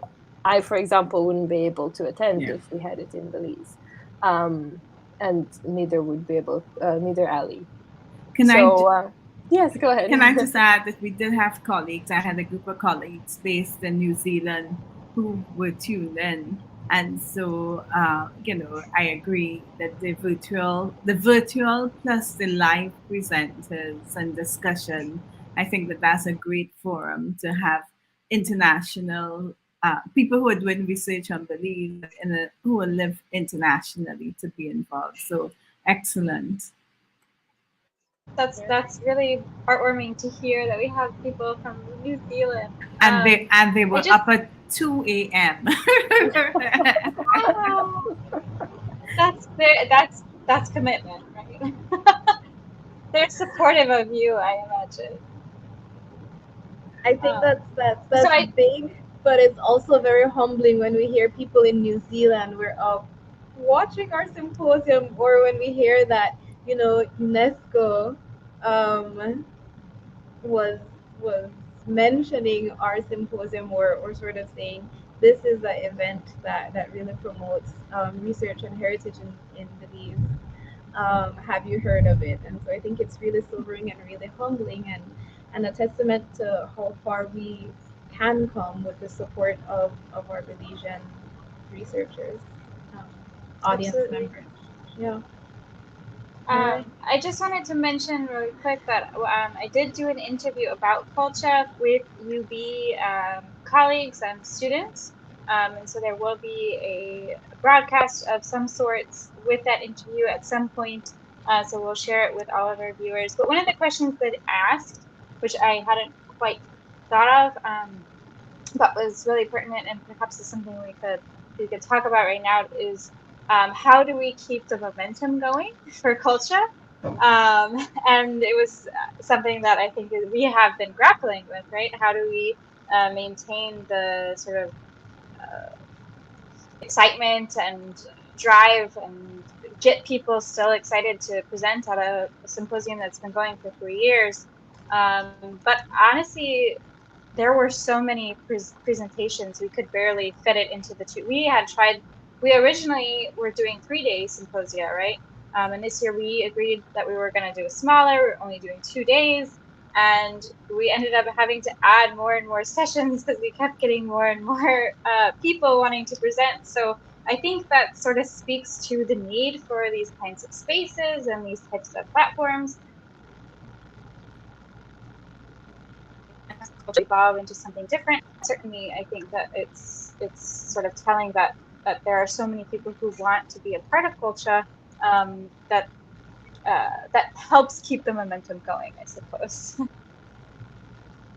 Definitely. And I think as long as we have viewers from New Zealand waking up at 2 a.m., I think we're doing well. But but regardless, we always try to involve presenters, our past presenters, to see how they progress with their research every year, and also new faces and new research and new presenters. And we always try to make it very diverse. So I think the beauty of KULCHA Symposium for me is having a university professor and a 16-year-old student who's just done an amazing historical research on the same panel, able to engage in a discussion, which is something that you wouldn't really get in a very traditional academic setting. And I just think that KULCHA really stretches the boundaries of what academia is and what the free source of information, free availability of information, and free discussions mean in our field. So what I would challenge the team to do in terms of taking it forward, one, continue to have KULCHA Symposium, but two, have 3 years of data behind you. And I think that there's data there that you can then use, whether it's a publication, a methodological text. That's the way that I am going already.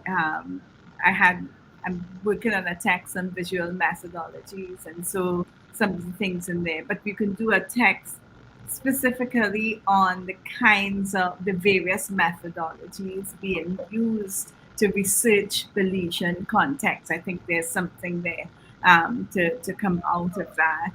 And so it means stepping out probably of your own comfort zone in terms of your own research. But with 3 years of presentations as data, there's stuff that can be done.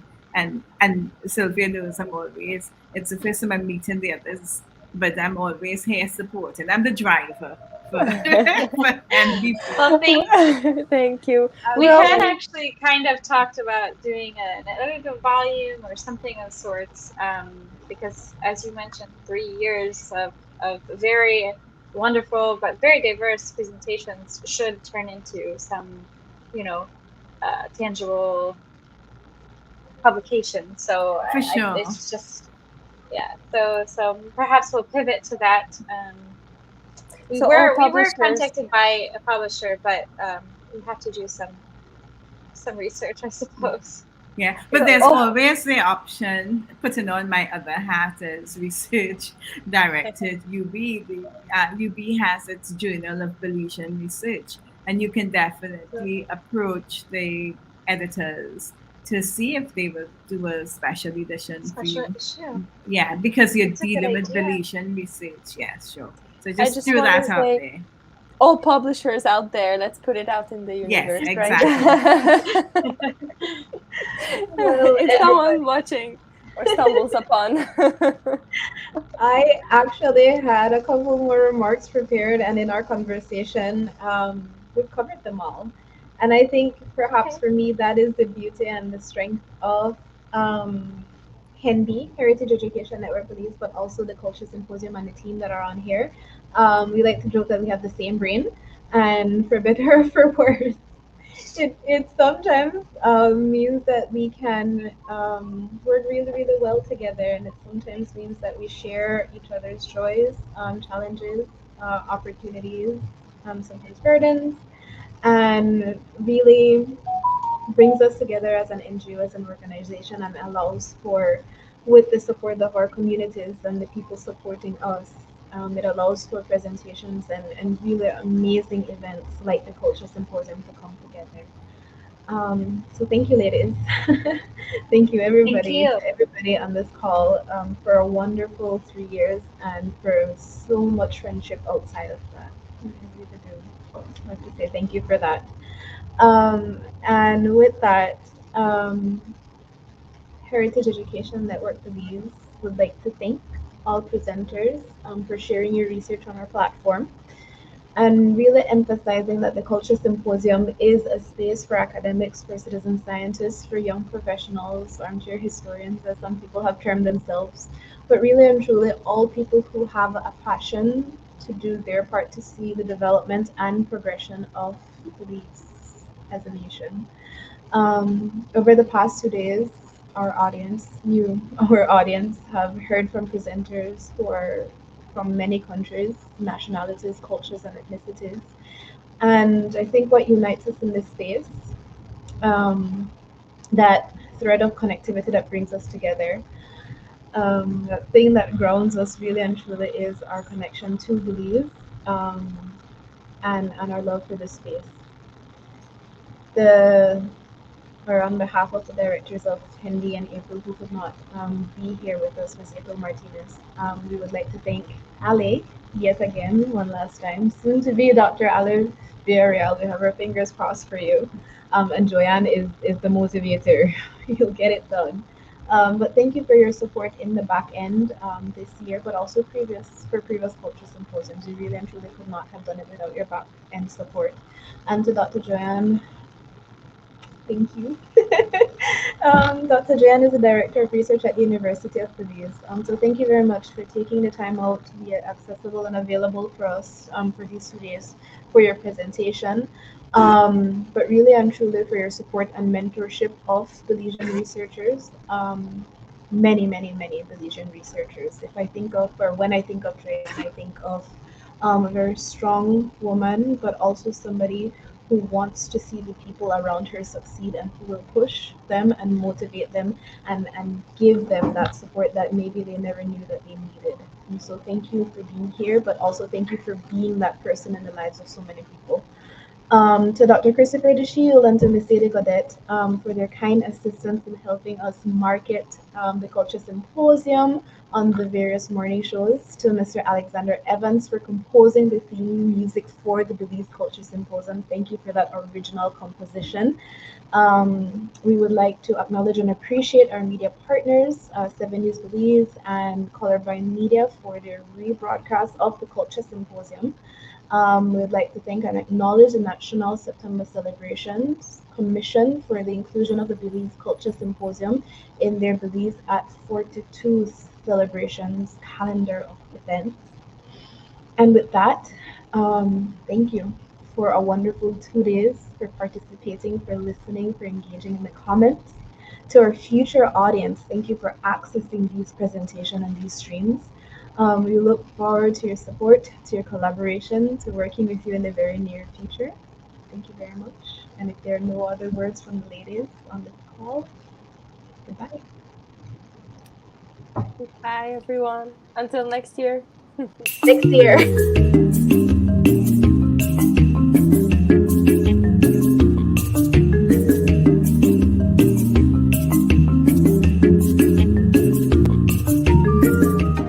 Heritage Education Network Belize KULCHA Symposium, Community Issues and Innovative Practices. Make sure you join with our Facebook and YouTube. I want to there, you better there. All we know that you are there.